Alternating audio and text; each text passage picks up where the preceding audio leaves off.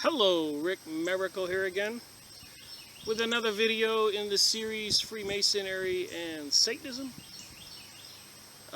On the series 61, the Blue Lodge Handbook,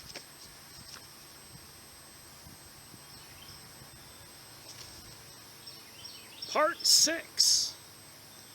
Initially on the first video I said I thought I would do about 10. And the current event news I have at the end of this video is the bomb. Oh my God, what the heck is going on in the world? And the second book supporting information is also quite interesting. So I thought I would just jump into this. And we're up to the 3rd degree. So we read everything on the apprentice degree, and which is the 1st degree, and then we went to the 2nd degree, which is the fellow craft degree. So the apprentice and the fellow craft, degree 1 and degree 2. Now we're going to do degree 3, which is the 3rd or sublime degree of Master Mason.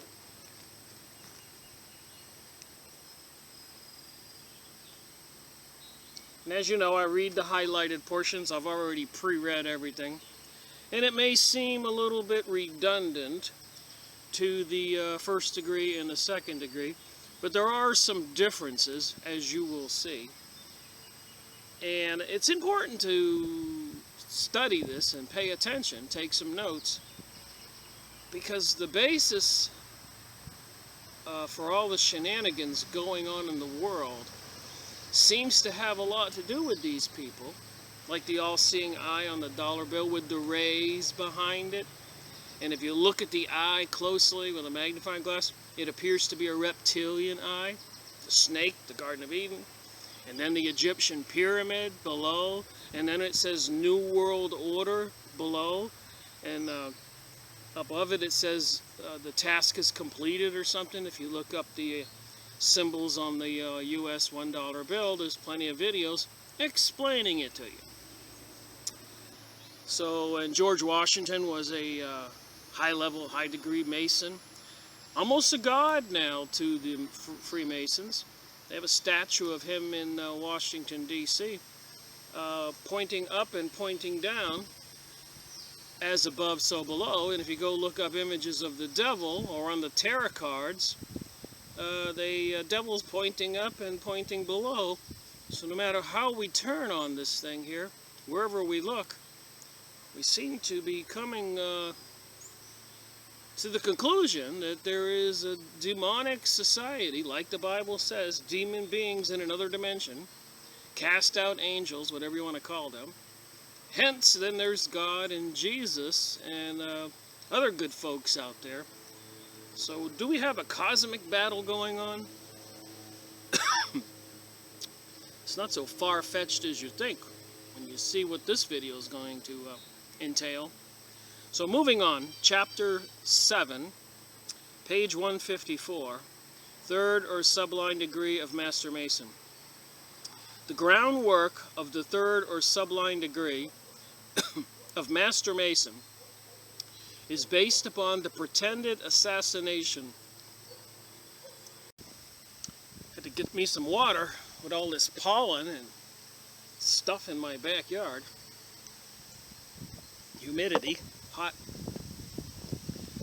So, pretended assassination of one Hiram Abiff. So the groundwork for the Master Mason is based on the pretended assassination of one Hiram Abiff, a mechanic of considerable celebrity who resided in the ancient city of Tyre, whom Hiram, king of Tyre, Tyre, sent to King Solomon to assist in the construction of the once famous temple at Jerusalem. The story of his mythical death is termed in the lodge the legend of the Tyrannian artist. We are informed by what is called Masonic tradition that Solomon, king of Israel,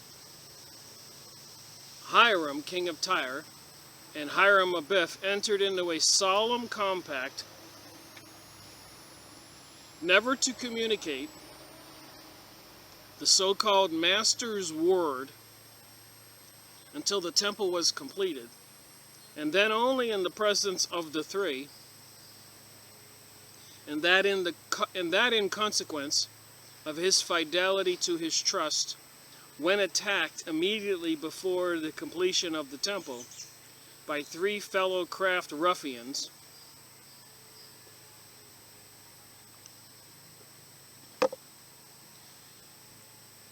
Jubilo, and Jubilum. That's the three ruffians. Funny names. To extort from him the so-called secrets.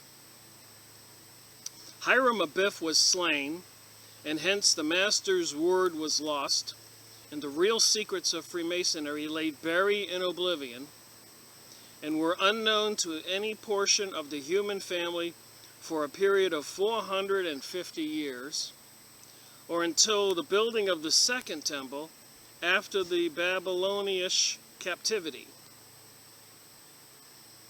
The pretended secrets of Freemasonry, the word which is supposed to have been lost, is, according to Masonic teaching, the true name of God, and hence, if Masonic tradition is to be relied on, neither the people of God assembled at the temple dedication, nor the high priest who ministered in the Holy of Holies, nor Elijah, nor Elisha, nor Isaiah, nor any other of God's prophets or people ever knew or have now any knowledge of the Almighty's real name, except those who go cable-toed, that's with a noose tied around your neck when you join the Masonic Lodge, and hoodwinked, that's when you get blindfolded, into a Masonic Lodge, seeking further light, and which it is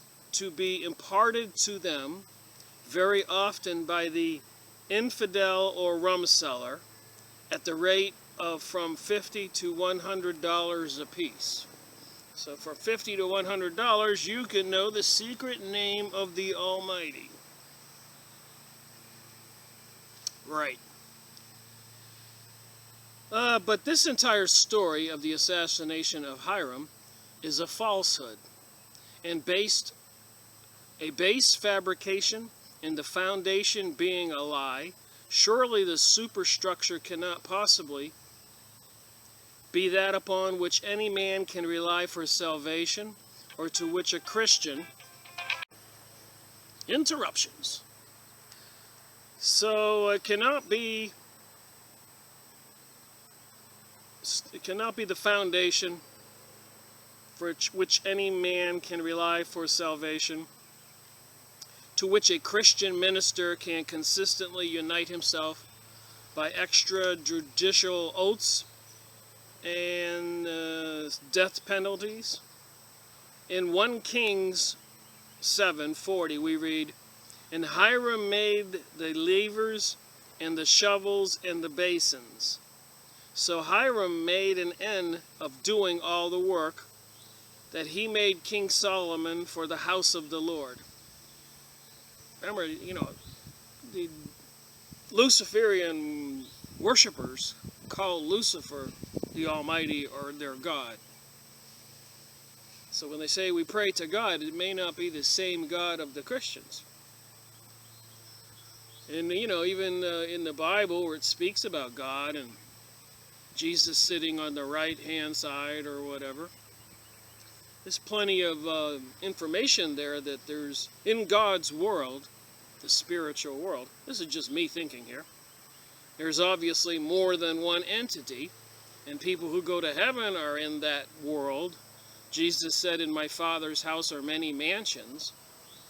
So, we're not talking about really crazy stuff here.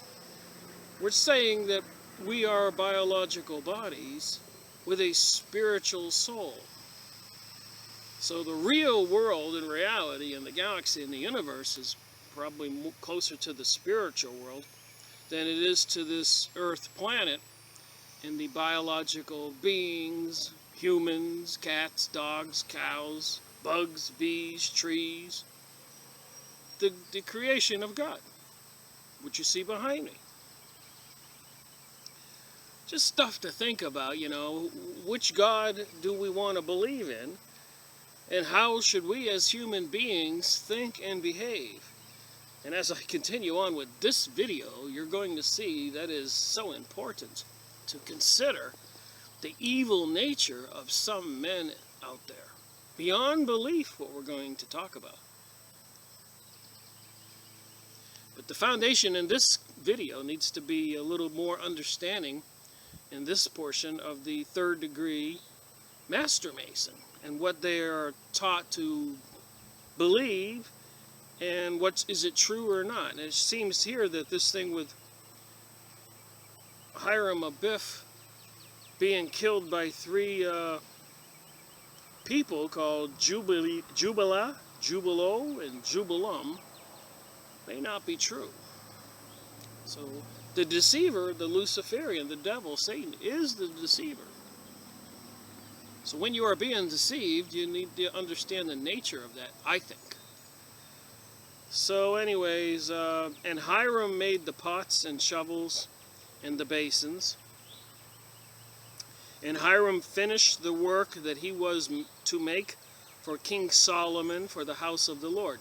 So here it says in the Bible that Hiram finished the work, and in the Masonic teaching it says he was killed before he finished the work by the three ruffians. Okay, what's true? Now if Hiram Abiff finished all the work, this is what's written here, then he was to make,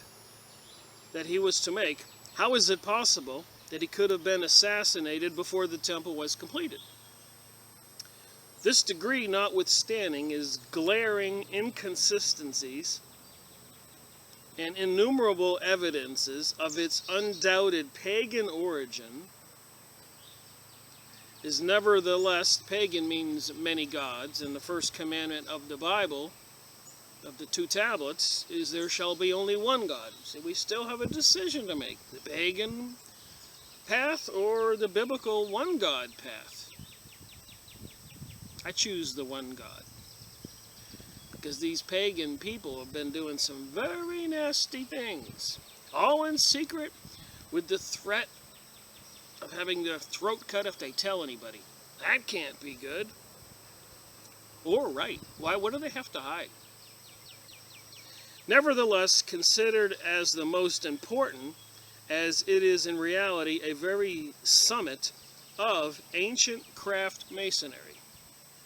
It is from brethren of this degree that the rulers of the craft are selected, because according to Masonic authority, it is only from those who are capable of giving instruction. The phone ringeth. Sorry about that. Moving on to page 157. The lodge is then raised to the master's degree as follows. Worshipful Master, 1 rap. Brother Senior Warden, are you satisfied that all present are Master Masons? Senior Warden, rising. All present are not Master Masons, worshipful. Worshipful Master, addressing any fellow craft present. Those below the degree of Master Masons will please retire. Any brother present who has attained only to the degree of fellowcraft will now step in front of the altar, make the customary salute, the due guard and sign of the fellowcraft, and retire to the anteroom. And as no one but Master Masons are allowed to remain in or around the lodge room during work on the third degree, fellow crafts must, at this stage of the proceedings, entirely leave the building, unless they are waiting to receive the degree of Master Mason, the third degree. Senior Warden still standing. All present are Master Masons, worshipful. I'm only doing my highlighted portions and skipping some pages of redundant things that we have discussed, because they do these things over and over.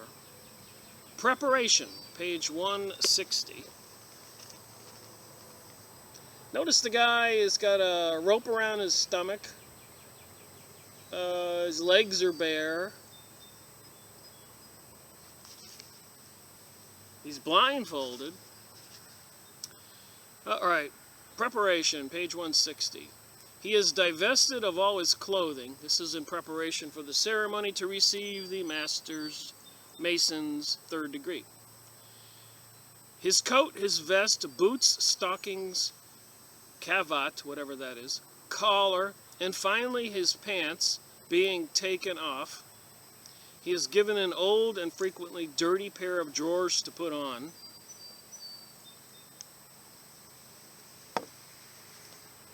Both legs of the drawers are turned up at the knees, thus making his knees, legs, and feet bare. Both arms of his shirt are rolled up to the elbows, making both arms bare. Both breasts of the shirt are turned back so as to make both breasts bare. I have seen the shirt entirely off. A hoodwink, blindfold, is carefully fashioned over the eyes, and a rope called a cable tow is wound 3 times around his body. Alright, in which condition he is duly and truly prepared to be made a Master Mason. And being thus prepared, the junior deacon leads him to the door, as before, upon which he gives 3 loud and distinct knocks. The master, in the meantime, calls the lodge to order, and the senior deacon, rising to his feet, reports. Senior deacon: Worshipful Master, there is an alarm at the door of the preparation room. Senior deacon: Who comes here? Junior deacon: Brother James Hunt, who has been regularly initiated as an entered apprentice, passed to the degree of a fellow craft, and now seeks further light in masonry by being raised to the sublime degree of Master Mason. Senior deacon, looking at the candidate: Brother Hunt, is this of your own free will and accord? The candidate: It is. Senior deacon: Brother Junior deacon, is the candidate worthy and well qualified? Junior deacon: He is. Senior deacon: Is he duly and truly prepared? Junior deacon: He is. Senior deacon: Has he made a suitable proficiency in the preceding degrees? Junior deacon: He has. See, you don't have to be a Master Mason to learn all this. Just go get the book and read it. Junior deacon: Who vouches for this? Junior deacon: Senior deacon: A brother. Senior deacon: By what further right and benefit does he expect to gain? Junior deacon: By the benefit of a pass. Senior deacon: He has the pass. He has it not. I'm not going to say junior deacon and senior deacon anymore. But I have it for him. Give me the pass. The junior deacon approaches nearer to the door and whispers into the ear of the senior deacon the word Tubal Cain, and again retires to the side of the candidate. In a past video, I noticed I made a blunder speaking about Cain and the Bible. So maybe I'll try to explain it again and get it right. According to the Rosicrucian book that I read, and I've gone over this way past videos in the past, that after God, according to the Rosicrucians now, when God made the earth, he put his son Sataniel, get it? Satan, Sataniel, on the earth, and to keep Sataniel company, he created Eve. Not the Adam and Eve story. This is a Rosicrucian version. And so the God, divine creature Sataniel, had the wife Eve, who was made of earth, who was a human. And so they had a son called Cain. So the son would be half human and half divine. And this is supposed to be the lineages of the Illuminati and the wealthy elite families who intermarry and interbreed. And part reptilian, if the Sataniel was a reptilian, and part human. So now Eve and Sataniel, the son of the God who put him here, I guess Lucifer, if it's reptilian, had the son Cain. And after a while, Sataniel abandoned Eve. He wanted to go back into the heavenly realm, and whatever world that is. And God, feeling sorry for Eve, created Adam. That's the Rosicrucian version. And Adam and Eve had a son called Abel. So now they have two kids, sons. Cain, half divine, half human, and Abel, human and human. So as the biblical story goes, Cain, out of jealousy, slew Abel, I guess was the first murder. And Adam and Eve had a second son called Seth, which is human and human, because Cain slew the first son. So apparently the descendants on earth now come from the lineage, descendants of Cain, half divine, reptilian, half human. Or from Seth, human and human. So, you know, we talk about UFOs and aliens and changelings or reptilians and all these crazy things people think about.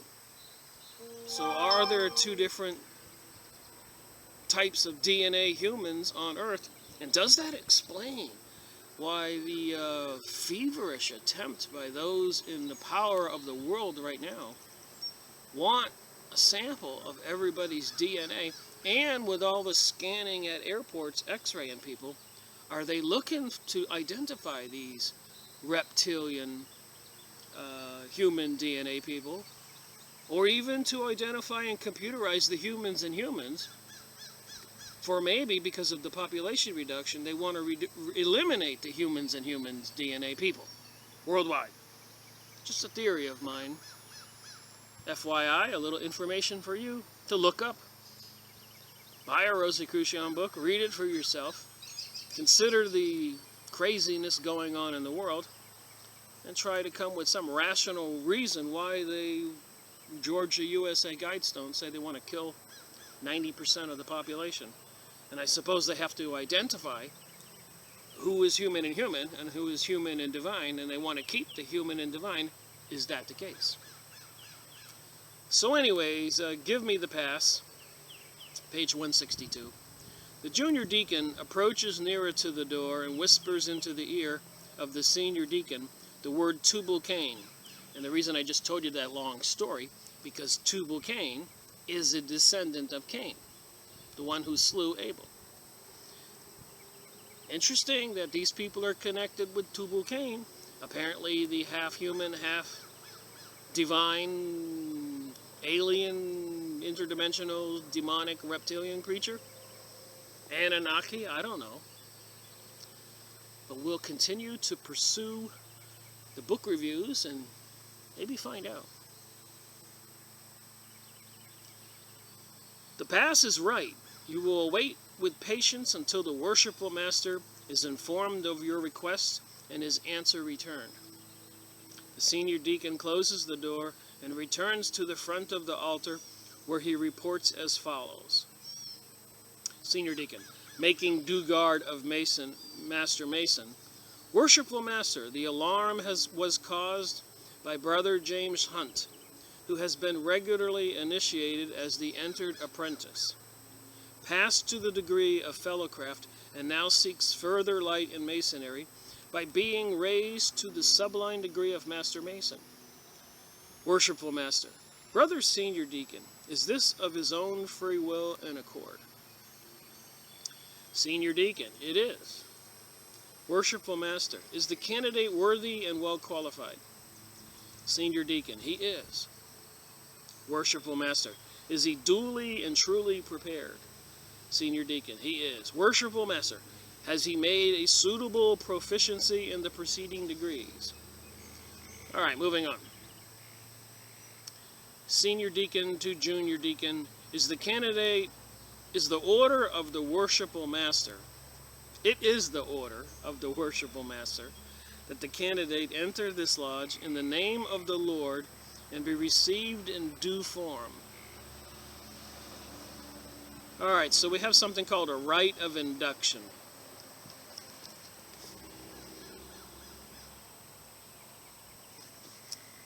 The junior deacon takes the candidate by the arm and leads him into the lodge room, halting him about 6 or 8 feet from the door. And the senior deacon, standing immediately in front of him, says, "Brother Hunt, upon your first admission into a lodge of Masons, you are received at the point of a sharp instrument pressing your naked left breast." That's the apprentice degree, first degree. "Upon your first admission into the lodge of a fellow craft, you were received on the angle of a square applied to your naked right breast." So in the first degree, you had a sharp pointy thing on your left breast, and on your second degree, you have a sharp pointy thing on your right breast, left right breast. Upon those times were explained to you. Upon your first admission into the lodge of Master Masons, I receive you on the points of the compass extending from your naked right to left breast, which is to teach you as that most vital parts of man are contained within the breast. So are the most excellent tenets of our institution contained within the point of the compass, which are friendship, morality, and brotherly love. And they got something called a rite of circumambulation. Circumambulation. He then hands the compass to the junior deacon, taking the candidate by the right arm,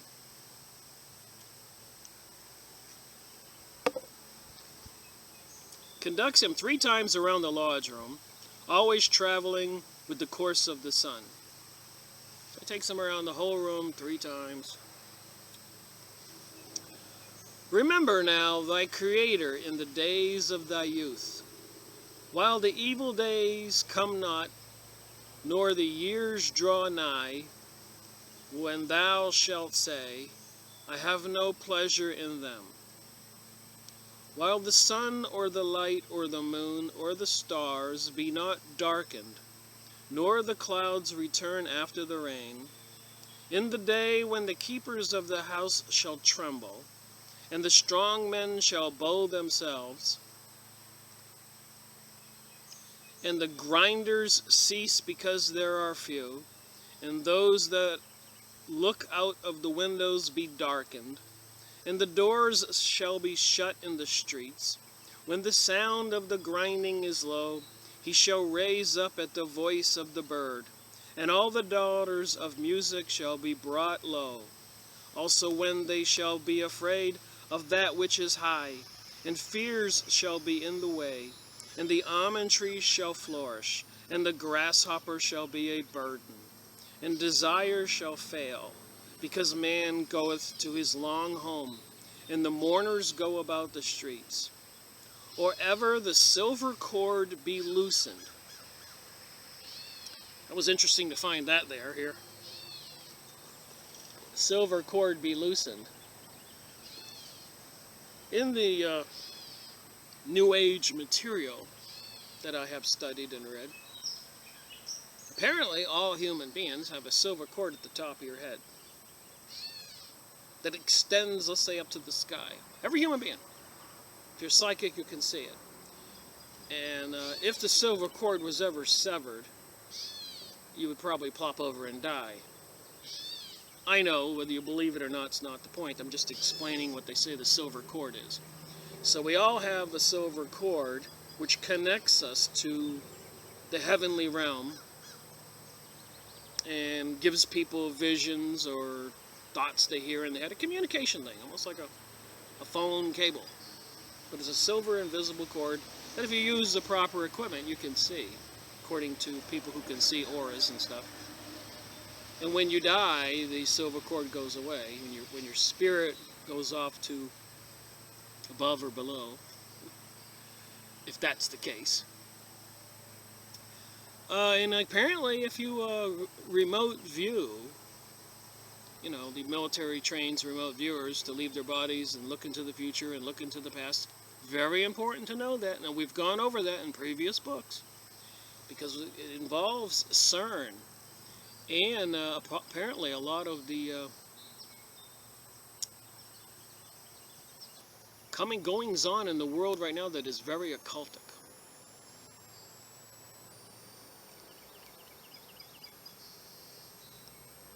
Okay, ever the silver cord be loosened, or the golden bowl be broken, I don't know what the golden bowl is, or the pitcher be broken at the fountain, or the wheel be broken at the cistern. Then shall the dust return to the earth as it was, and the spirit shall return unto God who gave it.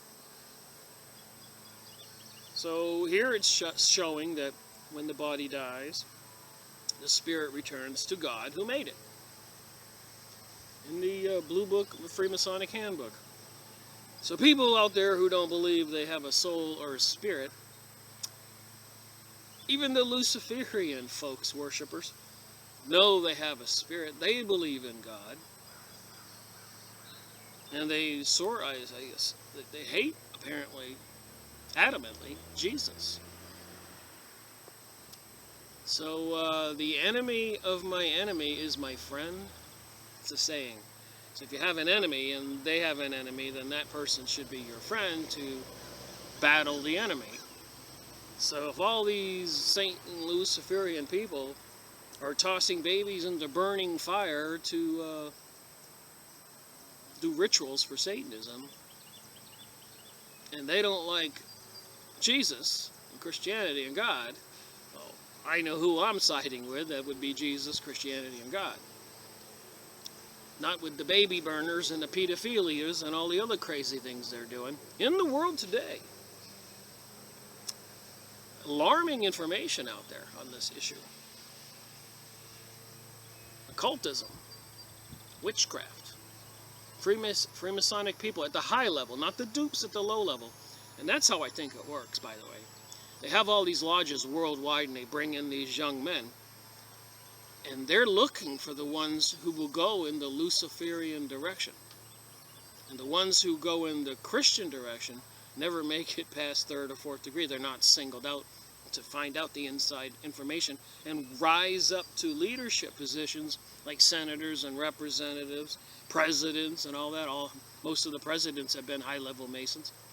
So that's what I think. I think the lodge brings people in so they can interview them and get to know them and know who they can choose to put in the high places and who will keep the secrets under threat of death. Does that make sense? That's why we've got a world right now that is pretty much controlled by the evil folks who for money, sex, power, or whatever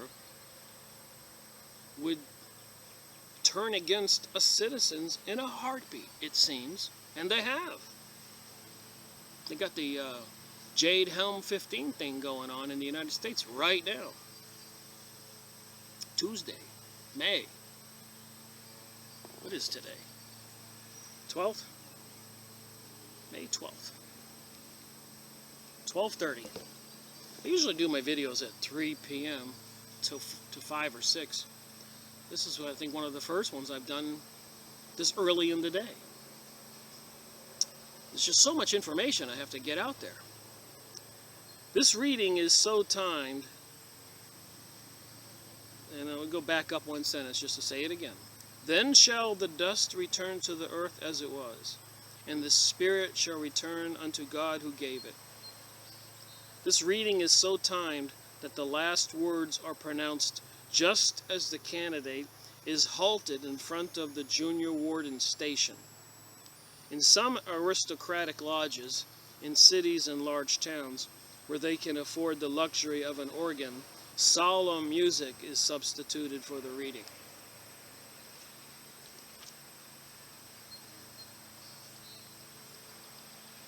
So I think I'll just stop there and continue on with the third degree, as I have some valuable information in the second book review, and the current events is a little explosive these days, so I've got a couple documents I want to review. Alright, continuation of this video. Book should be, the book is Born in Blood, The Lost Secrets of Freemasonry, John J. Robinson. Nice thick book.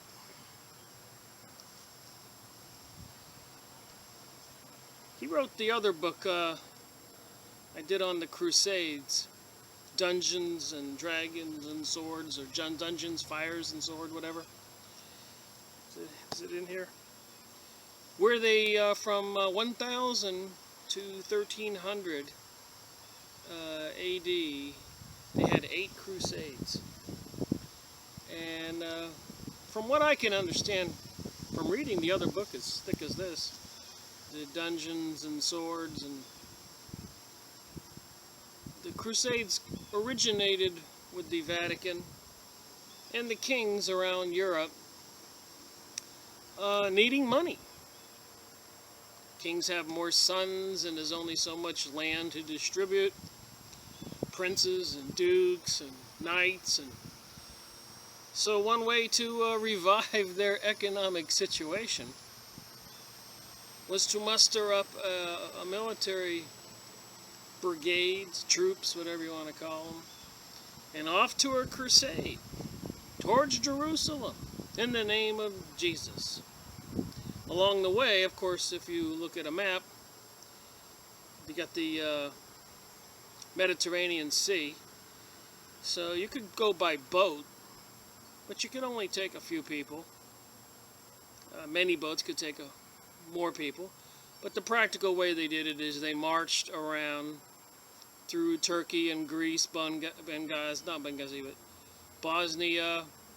the Balkans, all that area, the places that are in the news now with all the turmoil and craziness going on. And as the crusade went off towards Jerusalem and the Middle East, they raped and pillaged and robbed and killed people along the way for supplies. And then when they got to the Middle East, of course, they wanted to conquer all the castles, and the way they did it, they could starve them out. They could fight their way in there and have ladders and fires and attacking the castles. And some castles were just very difficult to conquer. So anyways, once they killed all the Arabs and split open their guts in case they had swallowed a coin or something, so they slaughtered the Arabs, the Muslims, usually every single one, woman, man, and child. All along the coast, all those cities. You can read John Robinson's other book. We went over it on one of my previous videos. So my point being, the ruthlessness of men, of these kings, these elites, the Vatican, the popes, the rulers. Now remember, I'm doing these videos because I'm concerned about today, 2015, May 12th. Jade Helm going on 15. U.S. and NATO and whoever, Pentagon, selling $1.2 billion worth of weapons to Mexico. Billions of dollars to Saudi Arabia recently in the news. Yesterday I mentioned in the other video. Insanity seems to be taking over the earth right now. The USA Georgia Guidestones wanting to eliminate the population to 500 million, hence about almost 6 billion have to be killed. Would they do it?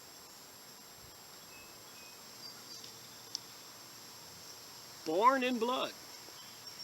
So these kings and queens who say they have a divine right to rule, I'm wondering, are they descendants of Cain? Are they part reptilian? So let's read some of this. I'll read the little thing on the index. This amazing detective story answers those questions and proves that the Knights Templar in Britain, fleeing arrest and torture by Pope and King, formed a secret society of mutual protection that came to be called Freemasonry. Based on years of meticulous research, this book solves the last remaining mysteries of the Masons, their secret words, symbols, allegories, whose true meanings had been lost in antiquity. With a richly drawn background of bloody battles, the opportunists, kings, and scheming popes, the tortures, religious persecution that were the Middle Ages. It is an important book that may require that we take a new look at the history of events leading to the Protestant Reformation. John Robinson is a writer with special interest in the history of medieval Britain and the Crusades.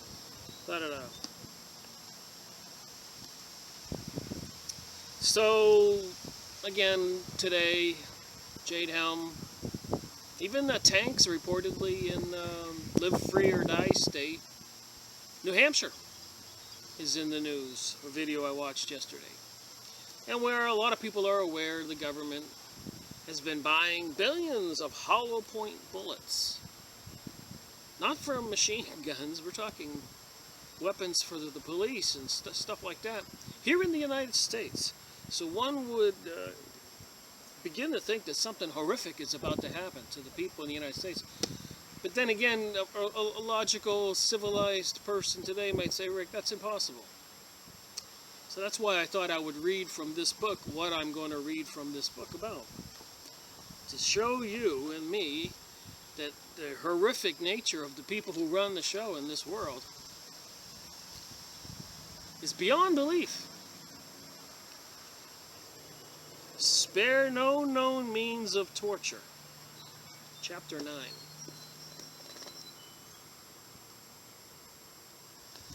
Now we're all aware of that prison in Cuba, Guantanamo Bay, where our leaders... just had the craziest thing happen to me. A spider literally leaped off this table and jumped on my leg. It's funny to see it jump like that. So anyways, spare no means of torture. Arriving in Marseilles, Jacques de Molay decided not to proceed to Poitiers, as the Pope had instructed, but to go directly to his temple fortress in Paris. Also ignoring the Pope's orders to travel incognito, he decided to remind the world of his wealth and power and paraded to Paris like an Eastern Pasha. Whatever that is, P-A-S-H-A. His escort consisted of 60 Knights Templars, with their servants and attendants, plus 12 pack horses, burdened down with a treasure of 150,000 gold florins. De Molay was convinced that he would be made most welcome in Paris by King Philip, who owned the Templars for many favors. They had supported the king in his confrontations with Pope Boniface VIII. They had loaned him the money he required for the dowry for his daughter, Princess Isabella, who had been betrothed to the future King Edward II of England. They had allowed him to use the Paris Temple for the treasury of France. During the Paris riots the year before, they had sheltered Philip in the Paris Temple for 3 days, keeping him safe from the angry mob. Philip had even asked Grand Master de Molay to be godfather to his son Robert. Surely no one merited more of a gratitude and respect of King Philip the Fair than the order of the Temple. So with all the Jade Helm thing going on right now, preparing to extract dissidents in the United States, they say, and people who will not go along with the New World Order, they expect a lot of rioting and mobs in the USA if they crash the dollar bill, or whatever else they're going to do. This talk of Yellowstone exploding, a comet hitting Earth, Ebola, bird flu plagues, Russia nuking a city, terrorists nuking a city, World War III, economic crash, food shortages, global warming. My point is, what's going on? All this can't be true. So there must be some motivation behind all the fear propaganda. Remember, history repeats itself. How evil are our leaders, and who are they? And what are they into? Luciferian religion, UFO and aliens, CERN, where they're going to open up a portal, they say, or possibly cause a black hole and suck the Earth and the Sun off into another dimension. You can't make this stuff up, because you can go look it up and see. It's right there. All right, moving on, page 128. As part of the planning of the new crusade, the Pope had indicated he wanted to discuss the proposal that the Templars and the Hospitallers, that was another group of fighters, warriors, knights. The Templars, and the other group was the Hospitallers. And allegedly their goal was to guard the roadways to Jerusalem for pilgrims who wanted to go visit the shrines. They wound up becoming very wealthy men in their own right, with treasures beyond belief, which made the kings and the Pope and other people jealous. Again, we're talking about 2015 and the economic crash, and the government apparently missing a, according to BenjaminFulford.net, look it up, in March they missed their interest payment on the trillions that's owed due, so they say. And they're using that as an excuse to crash the dollar and pull a Cyrus. Remember, they took people out of the money out of the People's Bank in the Ion Osiris. So will they fleece the American citizens and suspend our rights with martial law to take all our money to pay the debts they say they need to pay? Who do they owe it to? The Federal Reserve, which isn't federal at all, owned by the Rothschilds, Rockefellers, Chases, Morgans, and all these kings and queens, and elitists in the Vatican? You don't think so. Well, when you hear some of the stuff I'm going to say here, in 1300, they did similar things, all for money, power. As part of the planning of a new crusade, the Pope had indicated he wanted to discuss the proposal that the Templars and the Hospitallers be merged into one order, an idea that had been coming up more and more frequently in recent years. He proposed that the Knights of the Hospitallers of St. John, wow, we read about this St. John in the Blue Lodge Handbook, that the initiates have to swear to or believe in. St. John of Jerusalem and the Knights of the Templar of Solomon, and we read about Solomon's Temple in the Blue Lodge Handbook, be combined into a single order to be called the Knights of Jerusalem, and that all the rulers of Europe combine their crusading forces under a single commander to be known as the Rex Bellator, the War King. Wow. Sponsored by the Vatican, and they want everybody under one leader called the War King. I don't think that's very Christian of them. I grew up Roman Catholic, and I think I've learned that somehow, somewhere in the past, maybe forever, but it seems like they've been taken over by the dark side. Not to be singling them out, because their cohorts are the Zionists. Or I guess in Israel they want that to be the headquarters of the New World Order. Jerusalem and Tel Aviv being command cities, bank cities, rulership. And then, of course, you got the Rosicrucians, which are the same as the Freemasons, which you'll see in these books we've already exposed. And we see that all the symbolism is the same as the Kabbalah and witchcraft, New Age, New World Order. And combining it all seems to be the light bearer, Luciferian worship, going all the way back. Is it also like the Tubal Cain in the Blue Lodge handbook that they mentioned in there as a password for the initiation to the second degree. The Pope had responded favorably to the merger concept. The Hospitallers had brought new hope for a crusade and new respect for themselves by their recent invasion of the island of Rhodes, and the Pope leaned toward the appointment of the Flores del Variant, Grand Master of the Hospitallers, as Grand Master of the proposed combination. He proposed to the Pope that the kings of France be named the hereditary Grand Masters of the combined orders, and that he himself be appointed Rex Ballator, the War King, with full access to the surplus wealth of the United Orders. Philip developed a plan to bring down the Templar Order. Their most valuable properties and their largest treasure were in France, and he intended to expropriate it all for himself.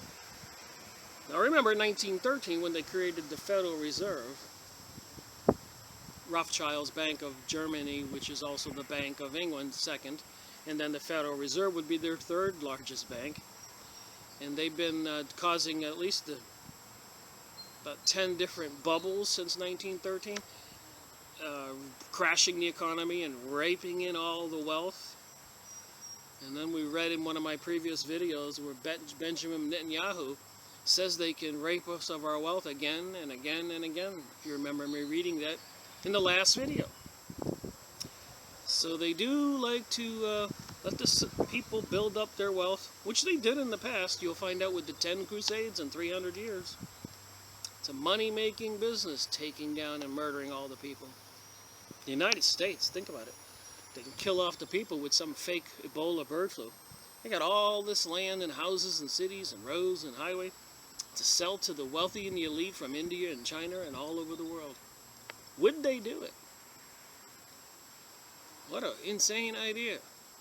Well, as I keep reading, you will see these people are insane.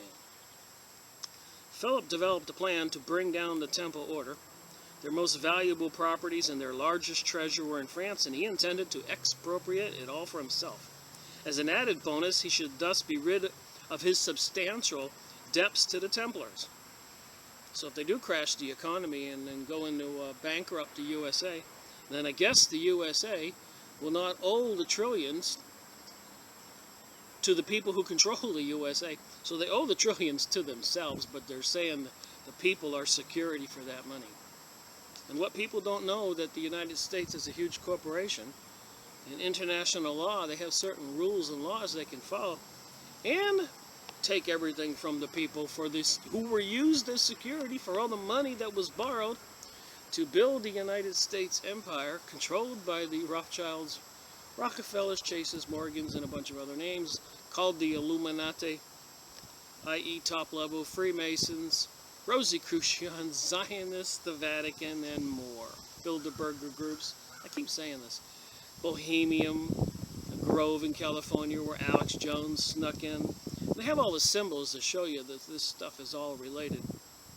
And they have a big owl named Moloch, and they throw a baby into a fire while they're dressed in long robes, and have gay men shipped in, and have a huge satanic ritual, like Katy Perry at the Super Bowl halftime show, Madonna and Lady Gaga and Beyonce and all these other people in previous football halftime shows. And if you don't believe me, go look up any year for the last 7 or 8 years, halftime shows of the footballs. Just type in 2014, 15 Super Bowl halftime show, and you can see the video on YouTube, and you will see the satanic ritual if you know how to recognize it. And it won't be very hard once you start looking. And on YouTube, you can just put down satanic football rituals, and plenty of people will explain it to you. All right, got a big turkey walking here in my yard. All right, as an added bonus, he should be rid of the substantial debts to the Templars, which was important to him because of his personal crusade to acquire the continental possessions of the English kings had drained his treasury. So they wanted to take down the Templars because they had so much wealth.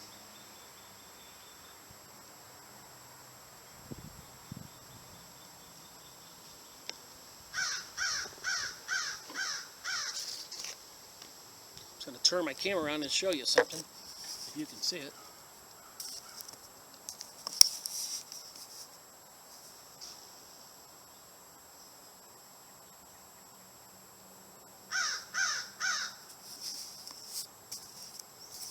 Turkey in my yard. Alright, so certainly de Molloy got no clue of the impending disaster from Philip, the King of France, who in true mafia fashion feted and praised the man he planned to destroy. We know all the deception going on in the news. The joke is now, everything in the news is lies. Can't believe anything they say. That plan had been put together by Guillaume Nougaret, the same man who had engineered the kidnapping of Pope Boniface VIII. De Nougat's mother and father had been burned at the stake at Albigeason Heterix. And I do get comments sometimes from people saying, you pronounced it wrong. Well, you look at this word and see if you can pronounce it.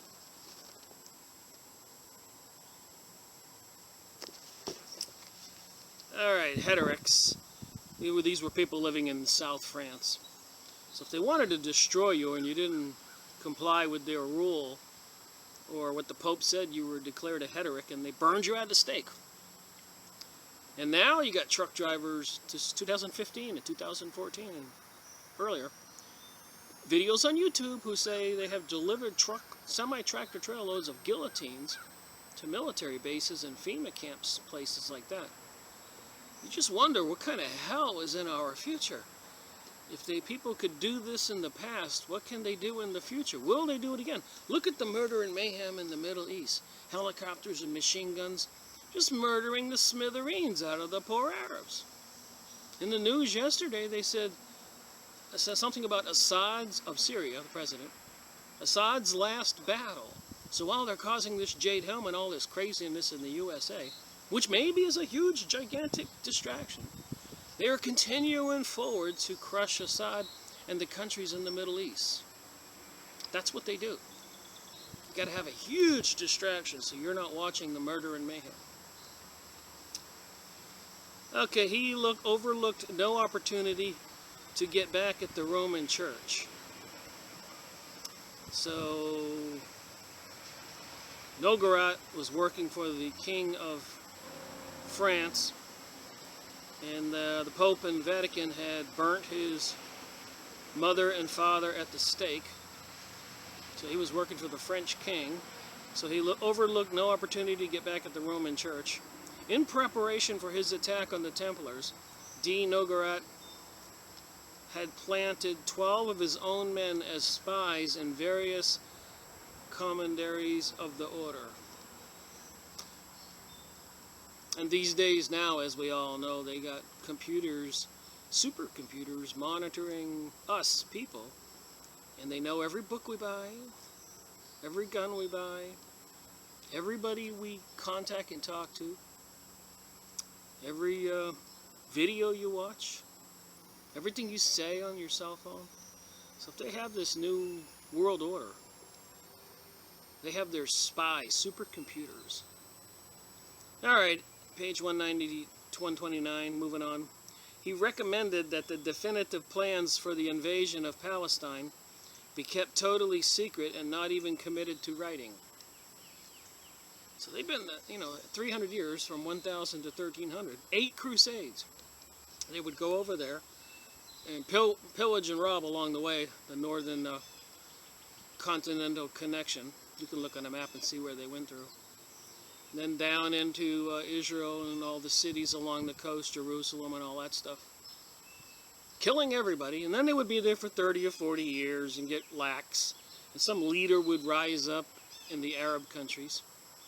And castle by castle, going down and kill all the Christians and pilgrims. All of them. Nobody went home. Except for the royal elite. Would hop on a ship, because it's all coastal in the Mediterranean, and sail back to their castles in France and England and Germany and all those countries. Spain, Portugal. Nice. The elites always get away. And right now, they're building all those underground cities. Whatever they know is coming, or what they plan that is coming for the world's population. Russia, United States, all over the world, the elites have built huge underground facilities.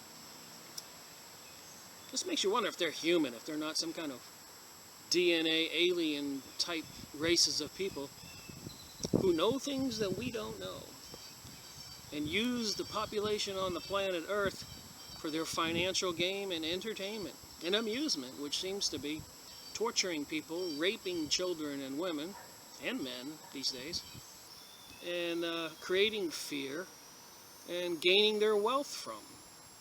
We got some horrific people running the show, as why I'm reading Born in Blood. All right.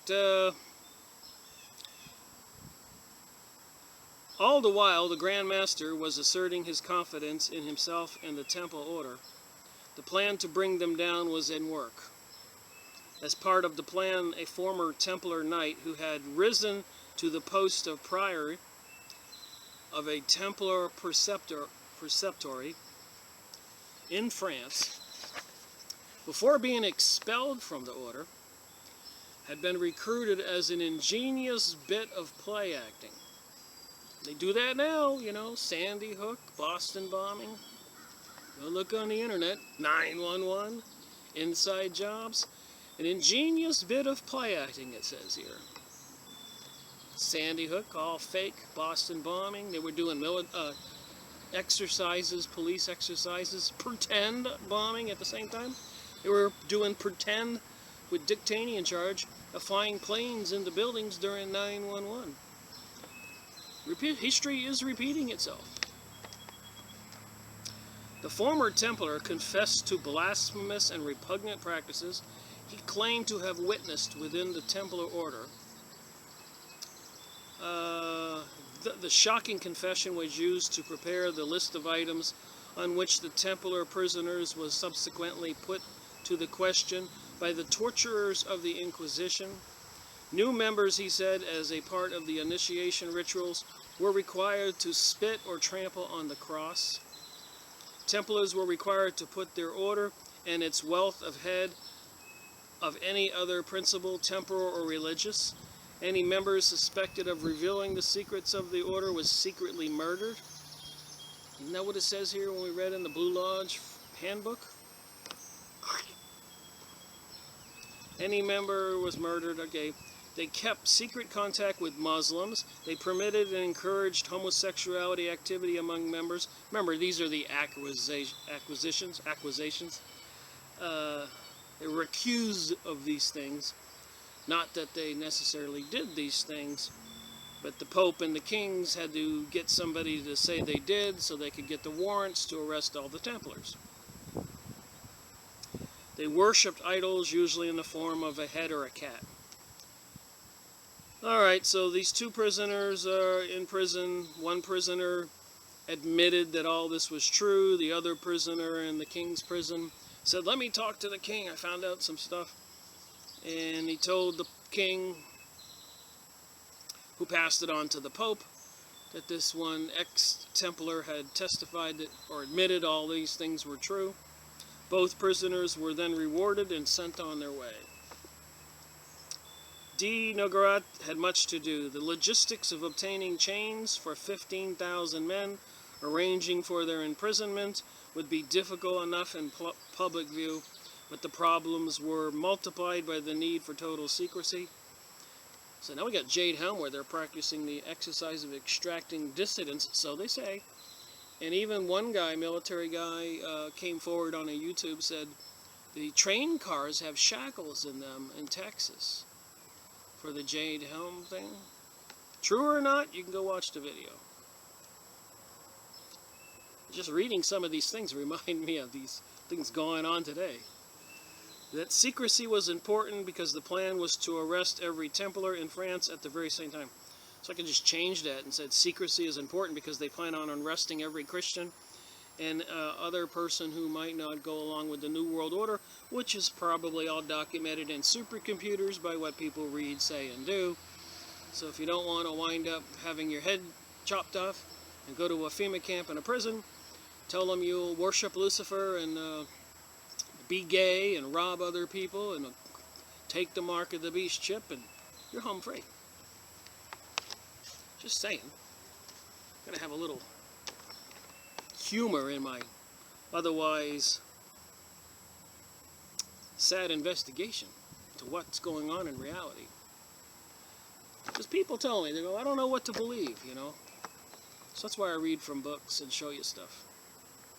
As a covert operation, the concept of simultaneously apprehension was totally new to Negorot. So to have some kind of simultaneous apprehending of all the people at the same time, it's not an easy chore. And I'm sure it won't be an easy chore if the Jade Helm does go live, or whatever they're going to do. But I hope people don't get into FEMA cars or give up their guns in the USA 2015, because it'll be all over then. In a similar plan, the year before, he had effected the arrest and imprisonment of every Jew in France on one day, July 22nd, 1306. A few weeks later, in accordance with the master plan, the Jews were all exiled from France, but without their property. So the Jews probably have reason to dislike France. And like Benjamin Netanyahu said, they hate the USA. Their cash was taken directly into Philip's treasury, the Jews, and arrangements were made for auctions of their chattels. Then it was announced that the Crown of France had also taken possession of their accounts receivable, and the state became a very efficient collection agency, demanding that all sums due the Jews of France be paid to the lawful holder of these accounts, the Bank of France. Alright, Philip expected that the suppression of the temple, all debts owed by the state to the Templars, would also be canceled. The simultaneous arrest of every Templar would take a similar operation, but one more complex because the group to be arrested contained many experienced fighting men. It was decided to move while they were asleep. Alright, so that would have been Friday the 13th, I think. Unfortunately for the order, Jacques de Molay took no action at all, blindly serene in the confidence engendered by his wealth and power. The Templars were not subject to the laws of the land, could not be punished by any secular ruler for any offense, and as a holy order were exempt from torture. Add enormous wealth in a standing army, what danger could there possibly be? That's how a lot of Americans feel right now. They don't see what seems to be looming. The resources, our water, the food, and all this stuff. Whales and dolphins and fish dying in the Pacific. And the sky spraying continues, the HARP systems, the insane weapons, 1.2 billion in the press yesterday, the day before, sold to Mexico. What's going on? Billions sold to Saudi Arabia. I don't even want to talk about the billions and billions in Brazil and Russia and China and even India. Ordering new aircraft carriers, and it's getting insane. Moving on, 132. Friday the 13th would live for centuries in the minds of millions as the unluckiest day of the year. as indeed it was for the order of the temple, as Philip's troops descended on every Templar commandery over an area of 150,000 square miles to put 15,000 men into the change that had been made ready for them. Announcements were read to the local citizens all over France, setting forth shocking charges against the Templars. And I'm sure they have some propaganda campaign that they're going to use. If they go and start extracting dissidents in the United States, it's people who know what's really going on and do not want these elitist monsters who are in charge of our governments and military programs. Although there are some good people in charge of the military, and probably even the CIA, FBI, police, and senators and representatives, if they want to speak up, and now is the time. And then, of course, another minister on a YouTube video I just watched this morning was reprimanding one minister, and the other churches for not talking to the people about what is going on, because the churches have turned to the dark side too and are accepting the federal money and the federal rules in not obeying God's law. They're going with the government law. And he said they're going to have to explain that when they get up to the pearly gates. All right. So the chief crime was heresy and rejection of Christ, as exemplified in spitting and trampling on the cross. Sodomy, that faithful companion to almost all medieval charges of heresy, was alleged along with obscene kisses required by each new Templar at his initiation. So apparently you had to kiss some very nasty spots on the human body to join the groups, which according in witchcraft is and some of these other cults, the Illuminati, they have to do this stuff. So worshiping Lucifer and obeying by Lucifer's commandments, as Aleister Crowley, the evilest man alive, they say, who was bragged about killing children and sex and stuff like that, then do as thou wilt. So in other words, there's no commandments. Said Satanists preach you can do whatever you want.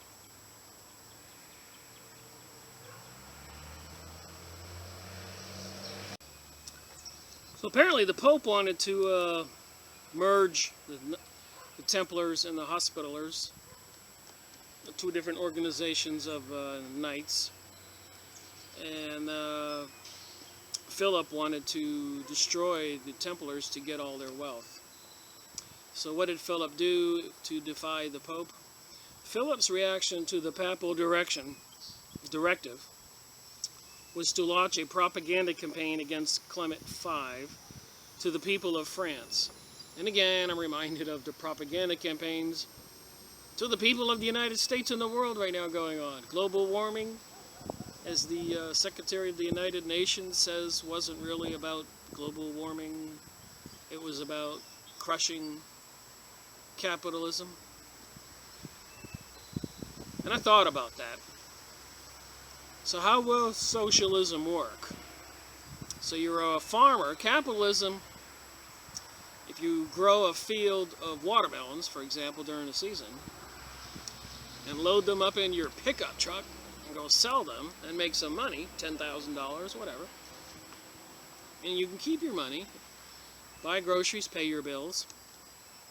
But in socialism, communism, you will be assigned to grow those watermelons, and maybe they will give you one watermelon a week, plus your share of coffee, rice, milk, whatever you need, you know, sustainability, so it won't be very much. The mark of the beast, 666. Communism, socialism, the New World Order. Not going to be very good. So Philip's reaction to the papal directive was to launch a propaganda campaign against Clement V to the people of France. So the propaganda goes back a long time. For those of you who do not believe it, they lie to us. Followed by a visit to the Pope with a small army at his back. How much of this is going on in the world? Philip denounced the Pope with charges of leniency towards heretics and a desire to have the temple wealth for himself and his family, and befriended the enemies of the Holy Mother Church. The haranguer continued day after day. Harangue. With Philip's army camped about the city. What agreements they reached we shall never know. The kings and the Pope. But within a few weeks, Pope and king were in complete accord. And the Grand Inquisitor was restored to his grisly office. On November 22, Clement V promulgated the bull Pastoralis Primatata, in which he praised King Philip, stating the official papal position that the charges against the Templars appeared to be true, and calling upon all monarchs of Christendom, all the leaders, to arrest and torture all of the Templars in their domains. Now it's said that the Templars are the early Freemasonry. And we know in the New Age books I went over, the Freemasons do not like Christianity. So this is back in 1300. So this stuff going on with the New World Order and all that didn't start yesterday. From the day forward, the Pope pursued the Templars with enthusiasm. So you have several groups right now vying for the world's control and wealth. Apparently they're going to divide the world up into 10 different countries, sections. And they've all agreed who gets what. You can look this up on the computer. All the while, this political maneuvering was in progress, from the arrest at dawn on October 13th to the issuance of the papal bull on November 22nd. The imprisoned Templars in France were being tortured to obtain confessions of heresy. Torture for confession involved the fine art of inflicting all the pain possible short of death, only because death preceded the possibility of a confession, which was the object of the exercise. So they didn't want to kill these people. They wanted them to say what they wanted them to say. The only legal authority over them was the Pope himself, yet here they were as prisoners of the King of France and the Grand Inquisitor, who had no legal right to hold them without the direct authority of the Pope. As members of a holy order, they were exempt from torture, but here were the priests of the Inquisition with their racks and red-hot irons.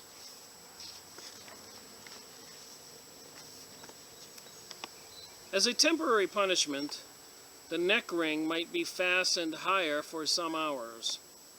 So they had these neck rings they would put on you in the dungeon to keep you on your tippy toes. If you tried to relax and stand on your feet, you'd be like choking. So it was very painful. To force prisoners to remain standing or risk being choked to death. I'm just reading you some highlighted portions here. With few or no sanitary provisions and no air circulation, the stench would have been almost three-dimensional. They had no bathroom facilities. You did your business right where you were chained with your thing, and there was no windows or ventilation. No circulation, and the stench would have been almost three-dimensional. In purpose-built dungeons, a drain was provided for urine, excrement, vomit, and blood. This gave the French the opportunity to develop a Gaelic refinement called obulet. Man, I'm telling you, these people were psychopathic to the 10th degree. The obulet was a small pit or a chamber just beneath the heavy iron sewer drain cover in the floor. So they would have the floor with a drain down the center, slightly tilted, so the urine and vomit and blood would go into this pit. And they had an ingenious idea. In the purpose-built dungeon, a drain was provided for the urine, excrement, vomit, and blood. This gave the French the opportunity to develop a Gaelic refinement called the obelit. The obelit was a small pit or chamber just beneath the heavy iron sewer drain cover in the floor. Into this chamber was put any prisoner. So in this pit of sewage, blood, everything, they would put unruly prisoners who was unusually, unruly, incorrigible, or destined for particular degradation. So he would be chained in having to sit or lay in this sewer stuff. I'm saying it nicely.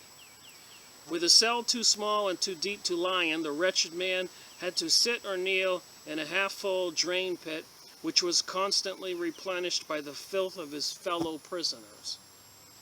In the summer, the prisoner roasted. In the winter, he froze. The water was foul and the food was deliberately revolting, designed to maintain life at the barest substantial level for as long as the jailer chose. At one castle of that area, it was ordered that prisoners must not drink the clean water, but were given only water from the moat into which all the castle latrines were emptied. These kings and popes were supposed to be representatives of Jesus, Christianity. It certainly doesn't seem like these people were. Certain instruments of torture were cumbersome and not easily moved. And the reason I'm delving into this, these are humans.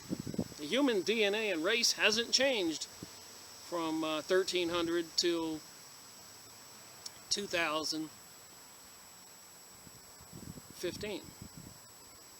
So 800 years later. Seems like today it's more horrific with the technologies. And the vaccines that they're wanting to force. I'm hearing more news about this lately. But they plan on forcing everybody, not them of course, but all of the world's people to accept this injection.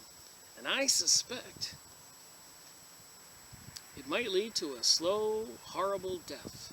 They don't seem to want to make it quick and convenient. They must get some kind of food or something benefit of the fear and the agony of people. Which, by the way, they say that the interdimensional beings, the demonic folks and the reptilian folks, do feed off of the fear of humans. That's why they do things to really freak them out. They feed off that energy. And they don't want you to die, they just want you to stay in fear so they can use that energy. Crazy? I don't make this stuff up. You can go look it up.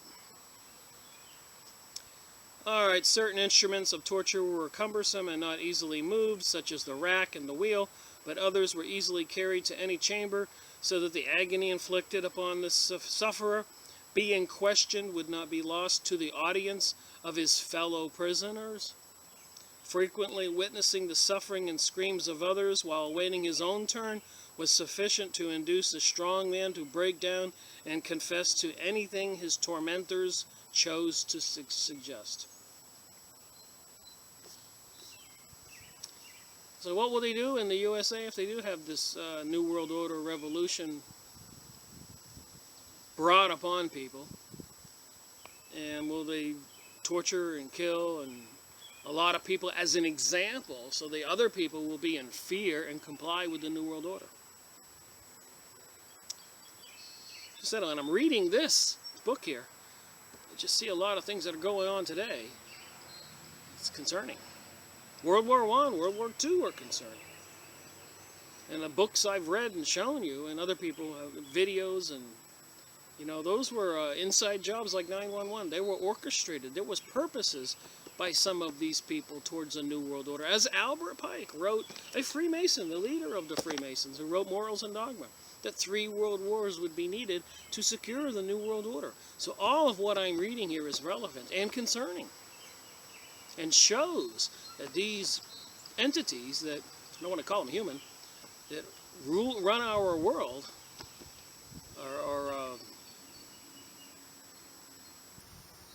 are just pathologically crazy and demonic. Definitely satanic. Makes one wonder, you know, geez.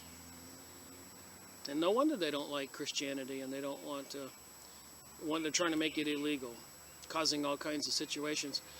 In another video, press release I read this morning, spit it out, Rick, that they want to enforce all kinds of new laws on the churches. If they don't go along with the New World Order, they'll be taxed out of existence. Shut down.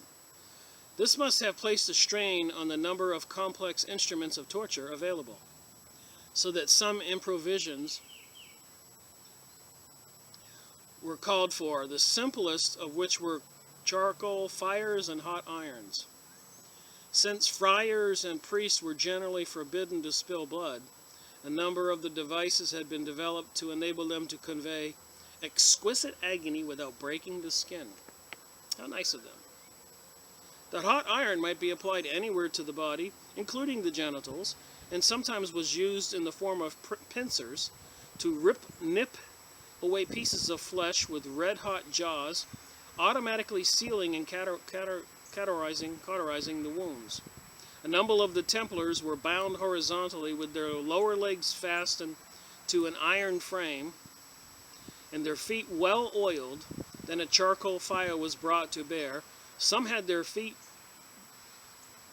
burned totally off in this manner, and understandably, a number are reported to have gone mad from the pain. Why all the grisly details?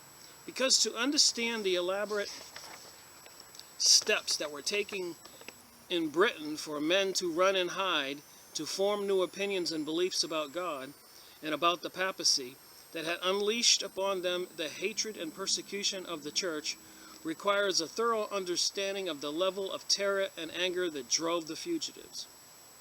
Even to this day,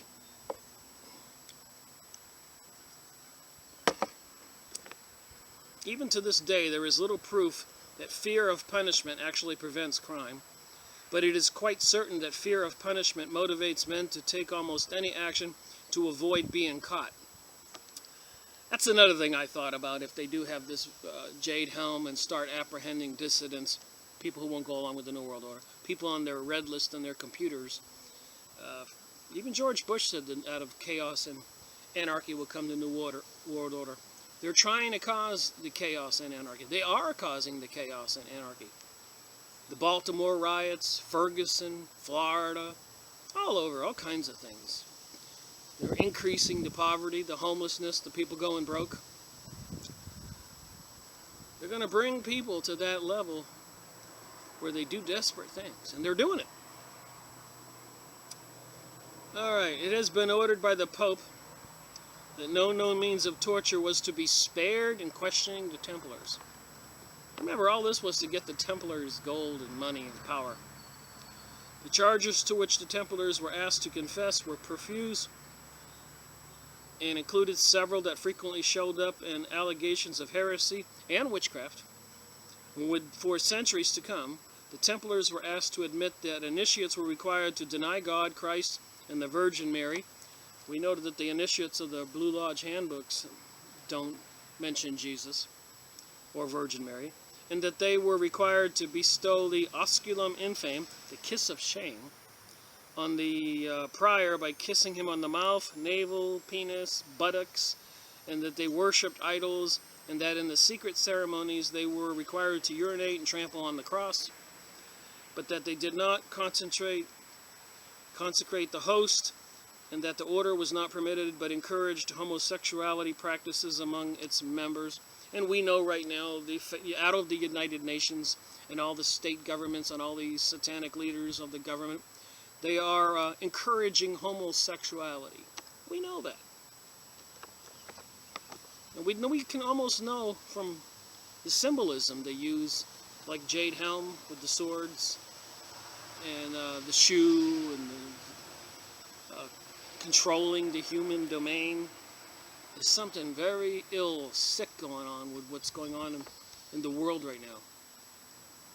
The primary responsibility for the discovery, punishment, and prevention of heresy had been bestowed on what by now was known as the Congregation of the Holy Office, but was still referred to as the Inquisition. Unfortunately for the accused, it had been decided that confession under torture was valid and irrevocable. A convicted heretic, once having confessed his doubts and denials and then admitting the whole truth of the teachings of the Church, would suffer a little penance, a fine, imprisonment, death, or such other punishment as the tribunal might fix accordingly to the seriousness of the heresy. And weirdly enough, when they do the New World Order kickoff, the revolution or whatever they're going to do, attack, those who do not swear allegiance to Lucifer, if you say you're a Christian, you're the one, I believe, that they plan on beheading, and anybody else who will not take the mark of the beast, the computer chips that you can buy and sell, all the stuff that's in the Bible. This is not new. Look it up. On the other hand, any person who confesses even under horrible torture and later retracted that confession was beyond hope. He was known as a relapsed heretic and was turned over to the secular authority, which had no choice but to burn alive all such persons delivered to them for that purpose. That was the trap that caught dozens of Templars who confessed under torture to one or more of the allegations against the order and then retracted those confessions when torture stopped. So if somebody was poking a hot iron in your bottom of your feet or your genitals, I'm sure you would say anything also. And then if you denied it after they stopped, you were immediately burnt at the stake as a relapsed heretic.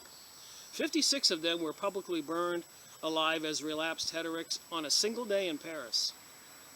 In the meantime, the Pope was not getting the results he had hoped for outside of France. On the Iberian Peninsula, the Templar fighting forces were too important to lose. For the Christian monarchs of Spain and Portugal, the Muslims were not enemies across the sea, but enemies across the next range of hills.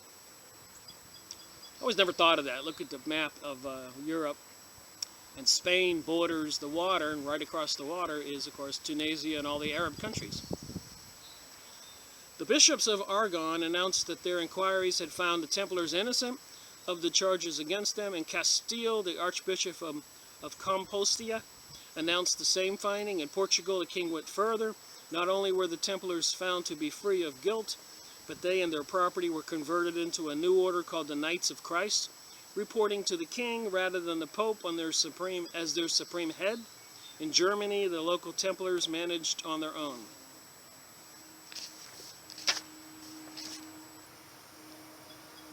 Hugo proclaimed that all present at the Templar order were innocent of all charges, and the Grand Master de Molloy was a man of religion and honor. Pope Clement V, on the other hand, was a totally evil man. See, popes can be evil. Illegally elected to the throne of Peter, from which Hugo now declared him deposed. The situation at Cyprus, remember that's where they seized a lot of money from the people's bank accounts recently, home of the Templar headquarters, was especially frustrating to the Pope. Prince Almeric did not even acknowledge receipt of the Pope's bull on November 22nd.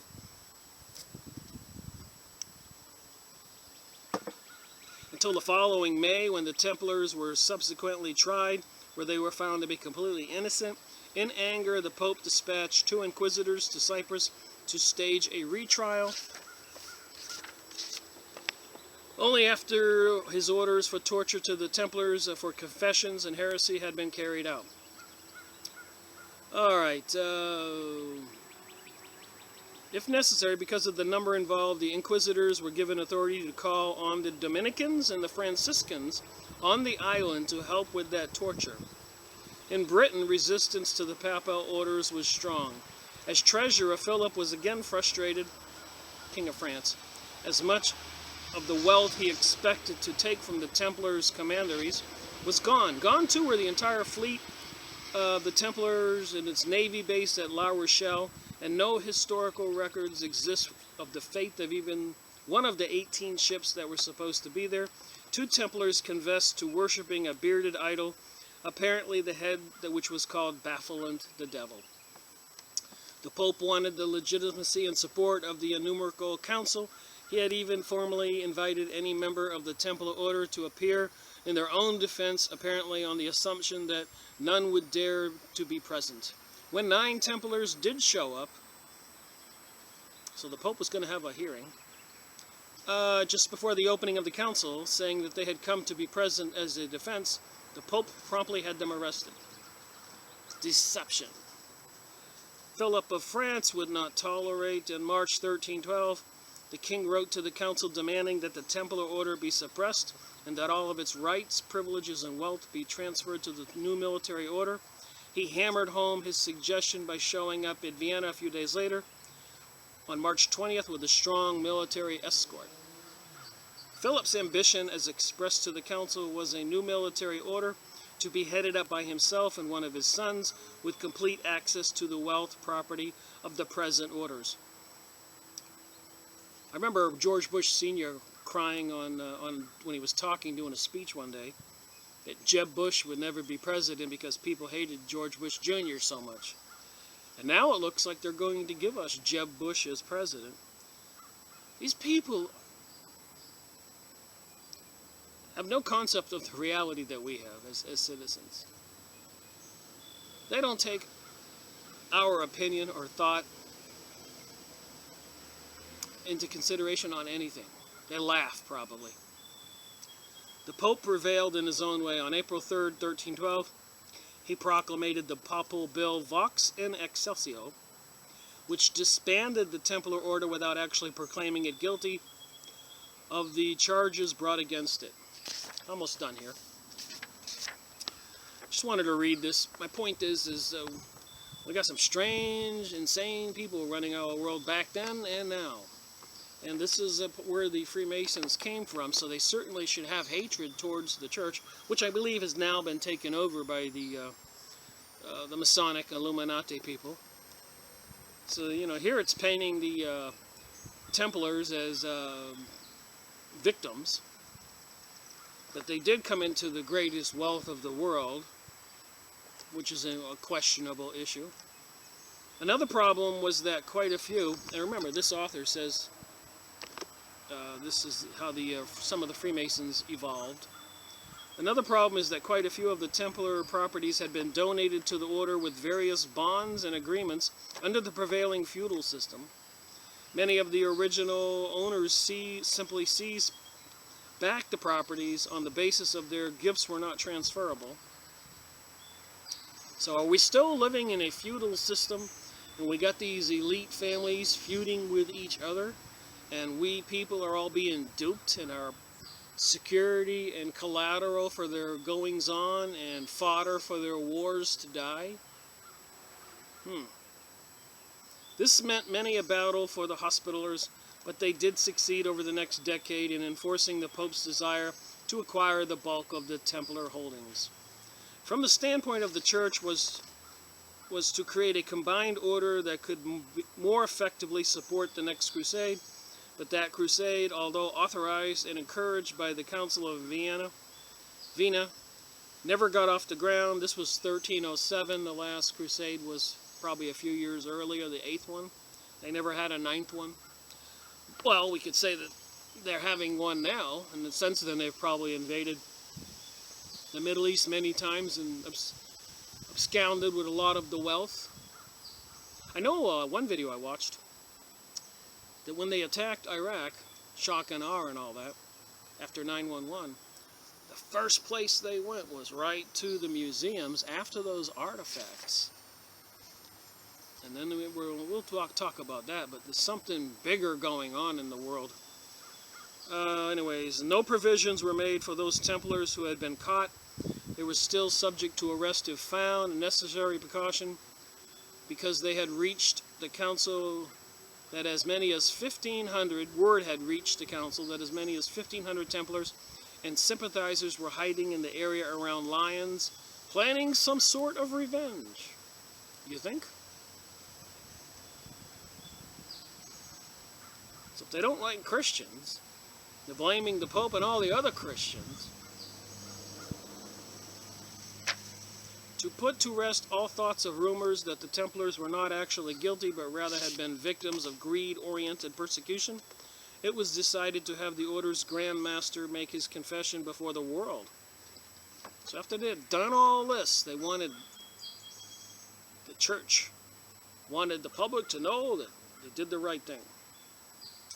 So a high platform was erected in front of the great cathedral of Notre Dame, from which de Molloy would confess his shame so that all the world would know that the Templars were indeed guilty of gross obscenities and heresies. So de Molloy had an old man, 75 or something. This was his moment in time to try to set things right. Because even he had confessed rather than suffer the torture, being a 70-something-year-old man. I think it is only right that at so solemn a moment when my life has so little time to run, I should reveal the deception which has been practiced and speak up for the truth. So he's up on the platform. The Pope's watching. Everybody's watching. They want a confession. Before heaven and earth and all of you here as my witness, I admit that I am guilty of the grossest inequity. But that inequity is that I have lied in admitting the disgusting charges laid out against the order. I declare, and I must declare, that the order is innocent. Its purity and saintliness is beyond question. I have indeed confessed that the order is guilty, but I have done so only to save myself from terrible tortures by saying what my enemies wished me to say. I wonder how many people in the future, if they do this New World Order thing, police people, military people, will they listen to their orders and go shoot us USA citizens? Other knights who have retracted their confessions have been led to the stake. Yet the thought of dying is not so awful that I shall confess to foul crimes which have never been committed. The monumental embarrassment had been brought to both king and church,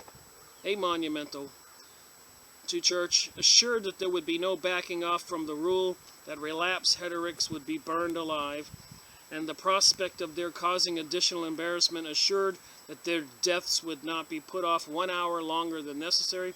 The burning was announced the same evening. So usually for a fee, the executioner might add green wood or even broths of evergreen to produce a dense smoke so that the victim would suffocate before burning. But this wasn't allowed. The fires were carefully prepared of dried seasoned wood, charcoal to make a low, smokeless pyre of intense heat, calculated first to blister the legs and to drag out the final relief of death by slowly roasting from the ground up. De Molloy and de Charnay, as long as they could, continued to shout out the innocence of their order. Legend says that Jacques de Mollay's flesh was being burned away when he called down a curse on Philip of France and upon all his family for 13 generations. He called upon both king and pope to meet with him within a year for judgment at the throne of God. Clement died in the following month on April, followed by Philip's unexplained death in November of the same year. So he set out a curse, and they both died. As we shall see, the death of Clement V was almost insignificant revenge compared to the continuing impact of the Templar suppression on the Roman Church over the centuries ahead. This background of 6.5 years of Templar suppression in France in the shadow of King and Pope will help us better understand the very different circumstances surrounding the Templar suppression in England and Scotland, where conditions, including a substantial advance warning, were much more conducive to the formation of a secret society for mutual protection. Well, I hope all that made some sense. One of the things I'd like to say is that it's just the cruelty of some of these people in the human race, and especially the people in charge, here in the USA. They're passing that Pacific Free Trade Agreement. Apparently Congress, the Democratic Congress right now, is opposing Obama on that issue. And if they pass that free trade with the Pacific thing, I'm fairly confident it will have a provision in there that America agrees to disarm the USA people. In any event, the Pacific Free Trade will further continue to weaken our economy and bring us down, not bring them up. And we've already seen what the free trade with Mexico and other countries has done. And then, of course, the people in America, prior to 9/11, it was bragged about in the news that home ownership was at the highest level. Now it's in the news that it hasn't been at this lower level since the Vietnam War. And a lot of things. It's just getting worse and worse. It's getting harder and harder to make money. The stuff in the news is more bizarre. Yellowstone blowing up.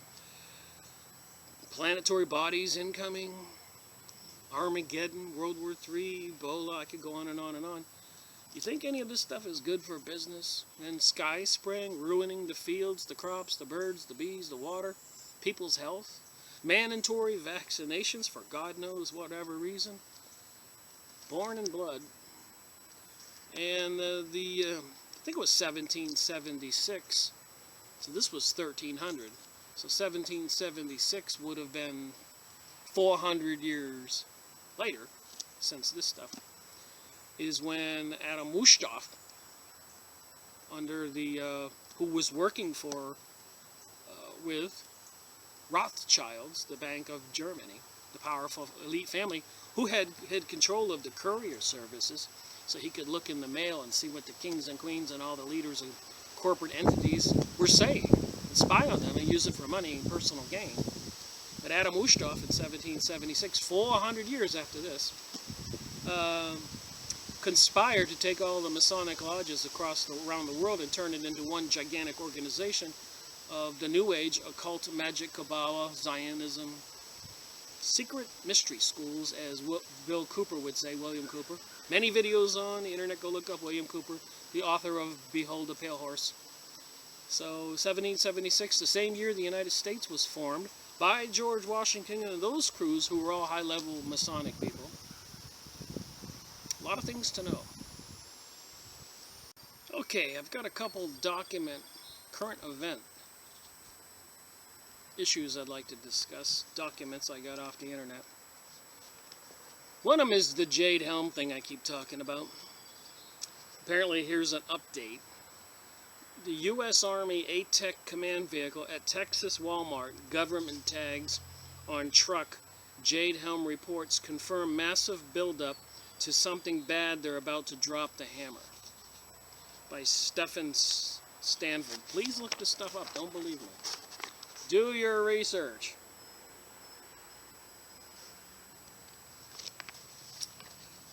An all-news pipeline reader has emailed us the photographs seen both above and below showing the mysterious white truck at Texas Walmart. This one in Killeen, Texas. As you can see, the truck has U.S. government tags, and according to deep background source, is likely part of the U.S. Army ATEC command, specifically a National Incident Command vehicle with many capabilities, including hooking up a trailer to haul additional supplies if necessary. Our source for these pictures stated he saw several computer monitors inside the vehicle when he took the third photograph. Showed the men loading something in the vehicle. This is the exact same type of vehicle used by FEMA emergency operations, although they make sure to mark their vehicle in a highly pronounced way, while an unmarked vehicle such as this can be nicely hidden from view until it is ready to be used. The mud flaps on the vehicle peg the builder as a company called Excellence, a company that specializes in emergency response vehicles. A plain white vehicle such as the one seen here would allow the users to simply blend into a crowd on the American streets and parking lots. Whether this U.S. government-owned vehicle is in Texas as part of a storm response team or there for Jade Helm 15 preparation, this is a mysterious U.S. government-owned truck at a Texas Walmart. And with everything else going on right now, nothing should be overlooked. Several email communications attempted to share these photographs, while others were actually blocked several times from being sent, likely showing this is sensitive information.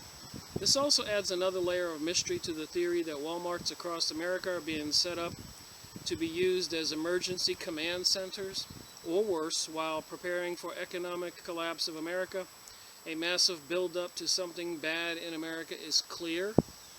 The video below shows a myriad number of stories, including a caller from the Alex Jones show from New Hampshire, like I said earlier, who tells us of a massive buildup of tanks. I don't want to scare people. Go look this stuff up. In the liver-free die state. The second video gives us a more excellent evidence of Jade Helm as being put in place for the coming financial collapse. As I said on Benjamin Fulford, go away, B. They said that America didn't pay its interest payment on the trillions it owes. Got a bug here. In March. So they're going to collapse the United States. And it'll all be intentional. There is no real thing that they couldn't resolve. They don't want to resolve it. Chip, a truck driver, tells us about what he has been seeing across Texas highways. He says they're about to drop the hammer. So here's the vehicle pictures.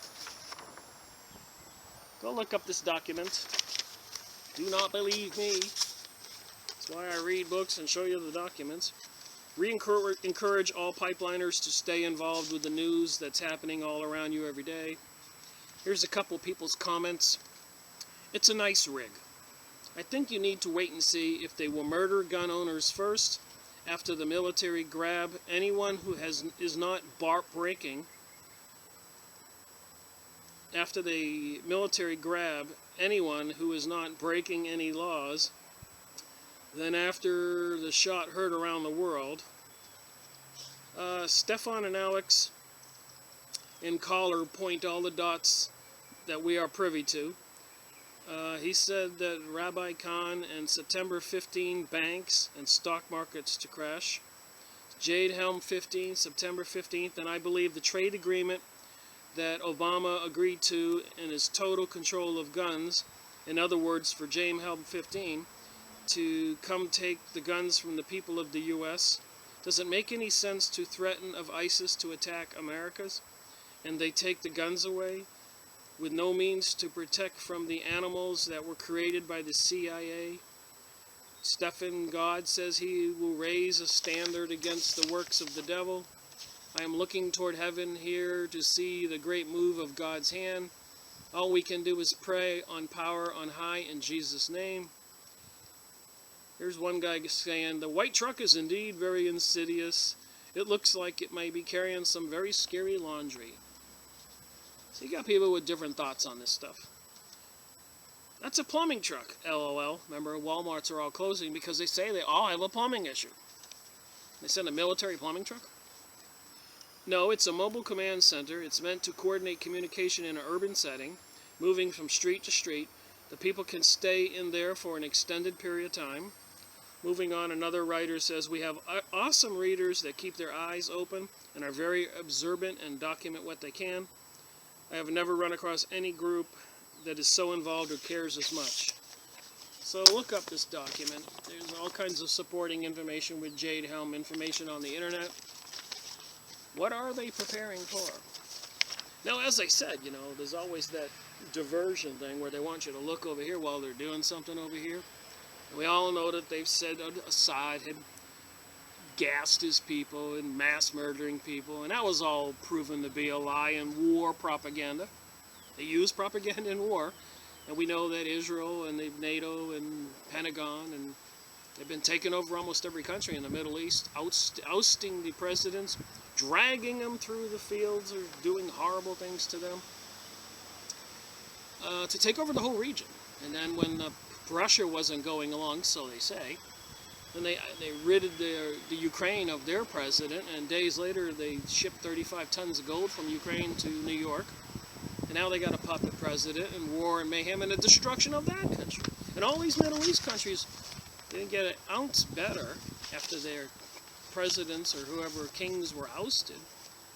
Matter of fact, all they got to do was die. They're being killed every day. So another press release. Like I said, they're doing the Jade Helm over here. But in Syria, they're still moving forward after Assad. Assad's last battle. Kulaman is a strategic important for both the Assad regime like how they call it a regime. They want to give it a nasty appearance. And Syrian opposition groups. What they do is they get the Sunnis to fight the Shiites, and they get the Shiite to fight the Sunnis. So all these weapons you see in these pictures obviously come from the international banking conglomerate owners like Rothschild, Rockefeller, Zionists, Illuminati, the evil people trying to create the New World Order, the Bushes, the Clintons. They're all involved. Obama's done his share. All the elected politicians and all that, they don't listen to one thing the people are concerned about. Meanwhile, they have Jade Helm. But meanwhile, over here in Syria, a long-planned spring battle for Qalaman between Hezbollah and the Syrian President Bashar Assad's forces on one hand. So the battle after Assad and taking down Syria, which Iran will be next. And Syrian rebels, on the other hand, started last weekend. Through the Assad regime, Hezbollah are striving for victory to regain momentum. Make it like a football game here. It will be a lengthy and costly one that will further degrade their capabilities. That's probably the intent. Furthermore, it has exposed the reality of the Islamic State of Iraq and the Levant ISIL for Qalaman that is operated by the Syrian regime's intelligence. They got all these fancy weapons that, have to be costing a bundle.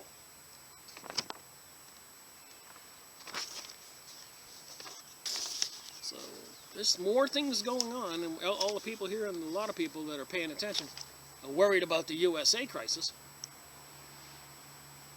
while the rest of the world is being attacked also.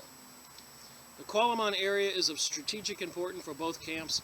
It is a vital supply line between Syria and Lebanese territory as a tactical proximity of the M5 Damascus-Aleppo highway. The ability of fighters to control this area would put Damascus, the stronghold of the regime, I like how they do that, at great imminent risk. In addition, it would significantly curb Hezbollah's ability to provide logistical support to the regime and transport fighters to the Syrian territory. So they make it sound like in this press release like it's those people having their battle instead of being orchestrated and controlled and bought and paid for by the same Illuminati, occultist, secret mystery school, witchcraft, Lucifer worship, banksters, Hollywood, Zionism, the Vatican. Just thought we ought to pay attention to that. All right. More. This is so much going on. I'm not going to read all this. Economic collapse, or World War III, or martial law, or mass awakening. Go look this up. So a lot of people are just mystified. We know they're preparing for something, but we don't know what they're preparing for exactly.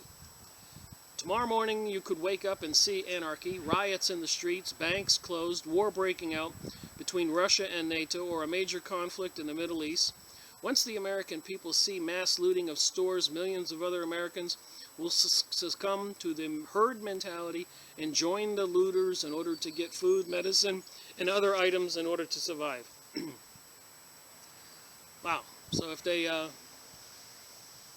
don't know, nuke, what did Graham say? Lindsey Graham, the senator, that he thought that they were going to nuke Charleston, North Carolina. So if they bring a cargo container ship into a city and they explode a nuke in Philadelphia, who knows where they might do it. And declare martial law. People are all going to freak out across the nation. Cities that have 5 million people. That's why I left the city I used to live in Florida. And I'm here in the mountains with my own garden behind me. When the average American fully realizes that the money he deposited in the bank is no longer legally his, and he has been reclassified as a creditor due to new regulations implemented in the recent G20 meeting of the world's top 20 economies. So will they take the 300 million people, divide that into the 17 trillion that's owed, and all of us become indentured servants to the state? So they don't want servants to have guns. The new banking laws illegally block people who have placed their retirement funds, savings, and pension funds in banks from withdrawing their money. New banking laws legally block people who have placed from taking it. In an economic crisis, the banks would close and hardworking Americans will have to wait in line for their money after the giant financial institutions that are first in line get theirs, like the 2008 when they gave themselves trillions to move forward with this new world order and take over all these countries, is what they did with the money. And buy more weapons and more laboratories, creating more diseases and plagues. Stuff's all man-made. If you connect the dots, then the increase of massive government surveillance on the American people and the widespread use of drones, the elimination of due process, and the martial law exercises like Jade Helm, that's what it says here, where the U.S. soldiers, helicopters, and armored vehicles will be sent into states and cities, all begin to make sense. May 11, 2015.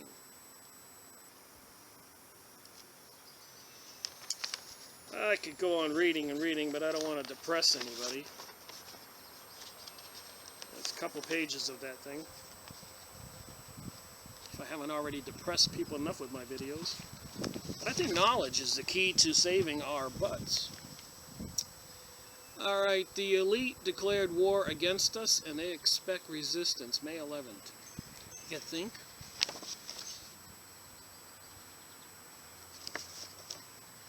The elites have been at war with America all my life. I can remember in high school reading a foundation study saying we need to cut the world's population to 1 billion or so people. Well, I've shown you in my past videos those several books that were published in the late 1960s, 69, or 70, 71. They were publishing books with all kinds of charts and detailing that the world was overpopulated and needed to be reduced back then after World War II. So they were setting the stage with education and justification. So basically, in my opinion, what it is, with the new technologies and the new weapons and all that, the elitists just they don't need the world's population. And they probably figured that without all the people, everything will be more back to nature and nobody walking on the beach, everything will be serene and these elites can have the world to themselves. But they need to keep 500 million for slaves that they can control and they will be microchipped. It's just my interpretation of what I'm studying. There have been hundreds, and that's what the Georgia USA Guidestones say, and so many of the books I've read say, and it's not like I made it up.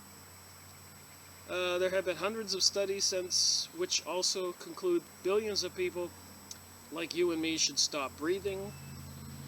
I think I am justified to conclude that anyone who wants to kill 6 million people has declared war on us. This is by Horsch 237, published on May 11th. I just read the first 2 lines there. Look up this document. I have decided to write this essay on an article based by Brandon Smith, which appeared on Zero Hedge. It included a talk given by Max Boot on the insurgencies. So the people who resist this New World Order thing will be insurgents. And the people who want to try to corral the looters and the vast population that are ignorant will be deemed potential leaders and you'll be targeted for assassination. Like they did in Iraq.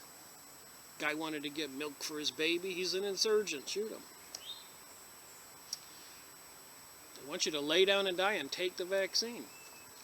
It seems the rich and powerful are worried that the 5 or 6 billion who are supposed to die to benefit the uber-rich might object to decisions made concerning their early demise. You think? Smith specifically mentioned the U.S. Army exercise Jade Helm, which is using resources from the FBI and DEA. This is clearly not an exercise designed to train U.S. troops for battle in Iraq or Iran. He thinks the billionaires are preparing to defend their position because they know we are near an economic collapse. With all their billions, they could solve everything in a few moments.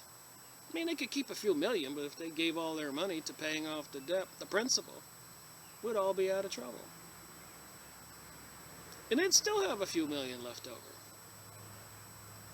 I've said that the Mossad has put forward, Mossad, that's Israel's secret services, has put forward two publicity campaigns to explain to American Christians that an economic collapse on September of 2015, or even a war, were the will of God and not caused by the gross criminality of the bankers or by Israeli war hawks. So they're going to try to convince everybody this is the will of God that all this stuff happens, even though they've been plotting and scheming since 1776 and prior, when Adam Weishaupt created the Illuminati out of all the Masonic lodges worldwide. And back even during the Crusades, as we read earlier, the horrific things that these kings and popes and people would do for money. And they would go, when eight crusades, and every time they went to the Middle East, all those Arabs and all those castles and all those towns were all slaughtered, and their stomachs split open to see if they'd swallowed any gold coins to save them. Horrific.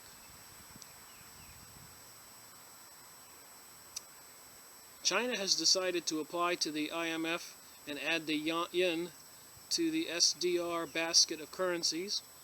America depends on its ability to print the world's reserve currency to feed itself. The people who run our country shipped all the jobs over to China and made China.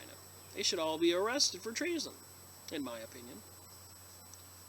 They got laws that they don't have to pay taxes on their millions and billions, and they'll arrest people for cheating on your taxes for a couple $100. A person can get 20 years in prison for robbing a convenience store. But these elites who rob billions and trillions get nothing. It's a national security issue. Even if they do get caught in the pedophilia strings there, what do you call that? In England, where the Sewell was supplying all the children to the elite, and then the secret agencies investigated and found out it went all the way to the top. And the Franklin situation, the book I showed you in a previous video, that the government was covering up all this stuff, it's all satanic and Luciferic.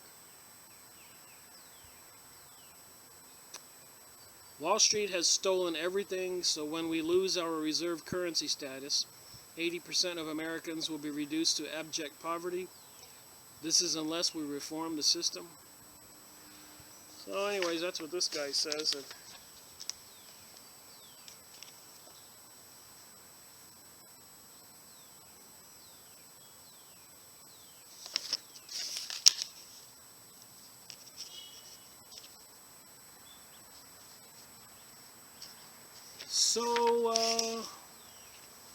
Then talking about Benjamin Fulford, about the non-payment of debt on March that I did in a couple videos ago on this particular series, I went for an update on May 11th.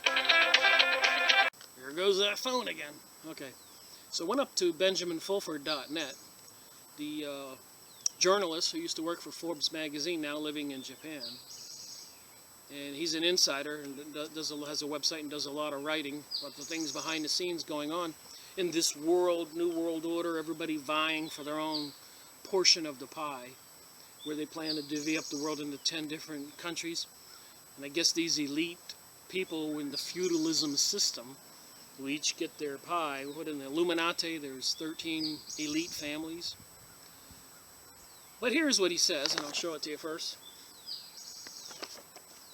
The world is headed for some turbulence over the coming months as part of the final removal of the Khazarian mafia from the control of the Western financial system.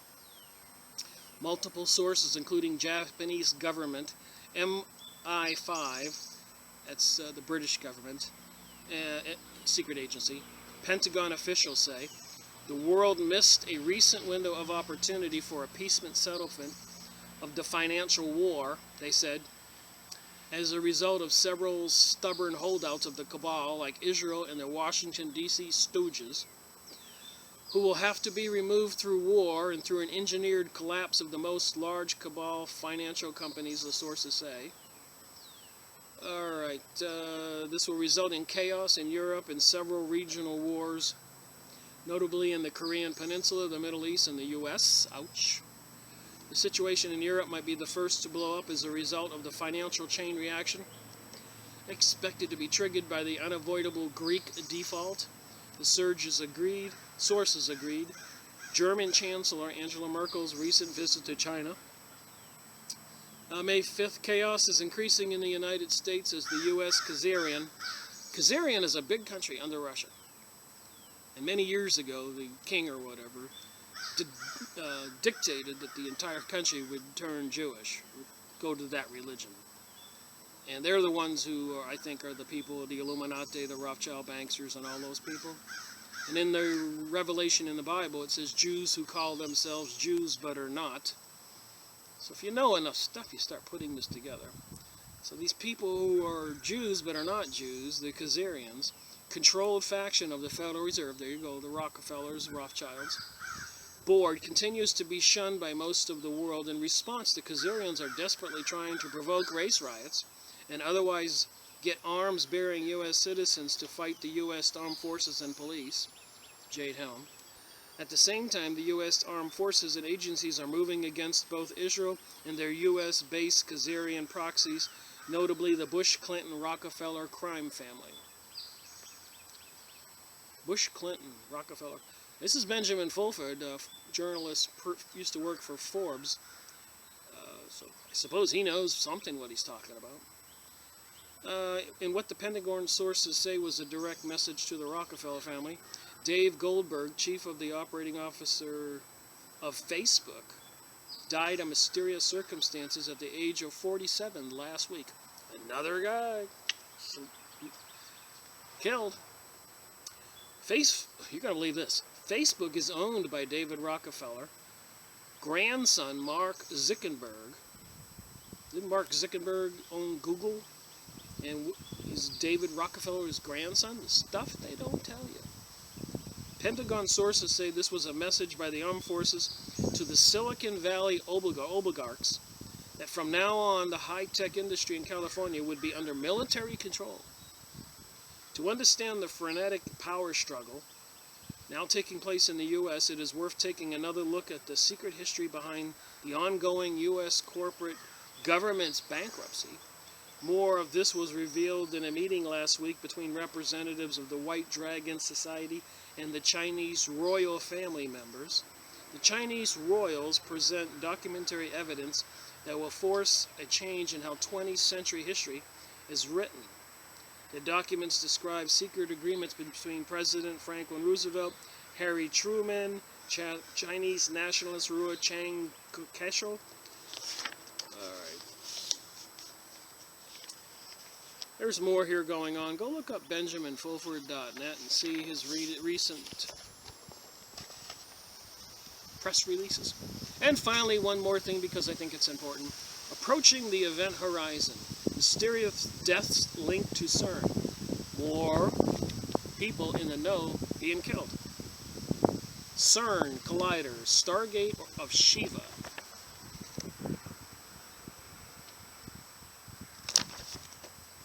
Around 1 a.m. on Sunday, April 26, a couple weeks ago, 2 doctoral students at the Louisiana State University were mysteriously found dead at the bottom of a local swimming pool. 28-year-old Ishita Manti and 25-year-old Anton Joe were in the school physics and astronomy department, with Maita studying theoretical anti-astrophysics while Anton was a third-year graduate student studying theoretical gravity. Maita was the author of one of the journal New Astronomy's most popular recent papers. Get this. Black hole spin dependence of general relativistic multi-transonic accretion close to the event horizon. If you got all that. Joe's most recent paper was Kaltowski-Sachs Space-Time in Loop Quantum Cosmology, Bounds on Expansion and Shear Scalars and the Viability of Quantization Prescriptions. Over a year ago, Joe uploaded a paper to academia.edu called Search for 3-Jet Resonance in PP Collision. So they were writing and studying about CERN.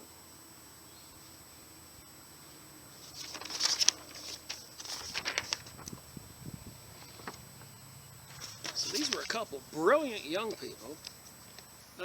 Back in March 20, 2015, Susan Dukas wrote a story in which members of the scientific community talked about CERN and the possibility of its creating black holes and parallel universes, warning not to give conspiracy theories, but experts, members of the same field to study. So it's not a conspiracy theory. Some very smart people are warning us about this CERN thing they're going to turn on, which is going to reach voltages it never reached before and possibly cause some kind of portal, interdimensional portal, which some religious people say that it'll open up the gates to the dimension where those people in Zechariah Stitchin's books and stuff we've gone over came through, and in the Bible where the gates of hell will be opened in the end times. You just wonder what these Satanists, and they got you think I'm crazy?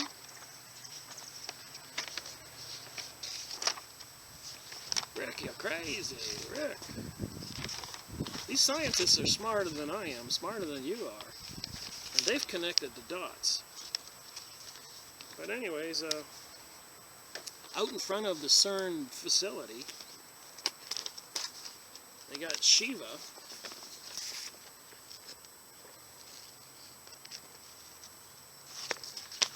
which is the most dreaded demonic. Here we go. Above you see a statue of the Hindu god Shiva right in front of the CERN building, European Center for Research in Particle Physics in Geneva.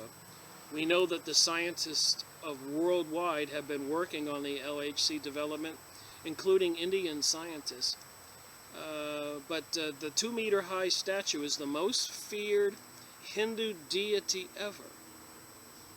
And then they have all these strange writings that are like from the ancient monuments and manuscripts and hieroglyphics on transparent plates with a laser beam aimed at them.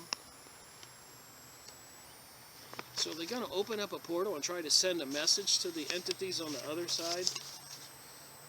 And apparently it's they've connected the dots to the stuff of the Hindu religion and Zechariah Stitchin's The Anunnaki.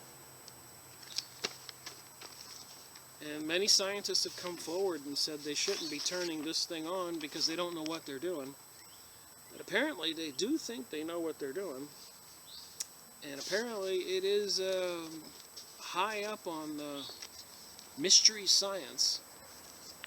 And we know that they want to eliminate the world's population. We know that they've been causing all kinds of wars. We know that when they went into Iraq after 9/11, they went immediately to the museum to get all those golden statues and other artifacts with writings on them. And they've been scurrying like little rats all over the Middle East desert. Archaeologists in the news all the time. They're finding new things all the time. Just saying. Little tad bit suspicious, all this stuff. Thank you for watching my videos. Give me a thumbs up and leave a comment. Tell me stuff I don't know. I'll be happy to read it.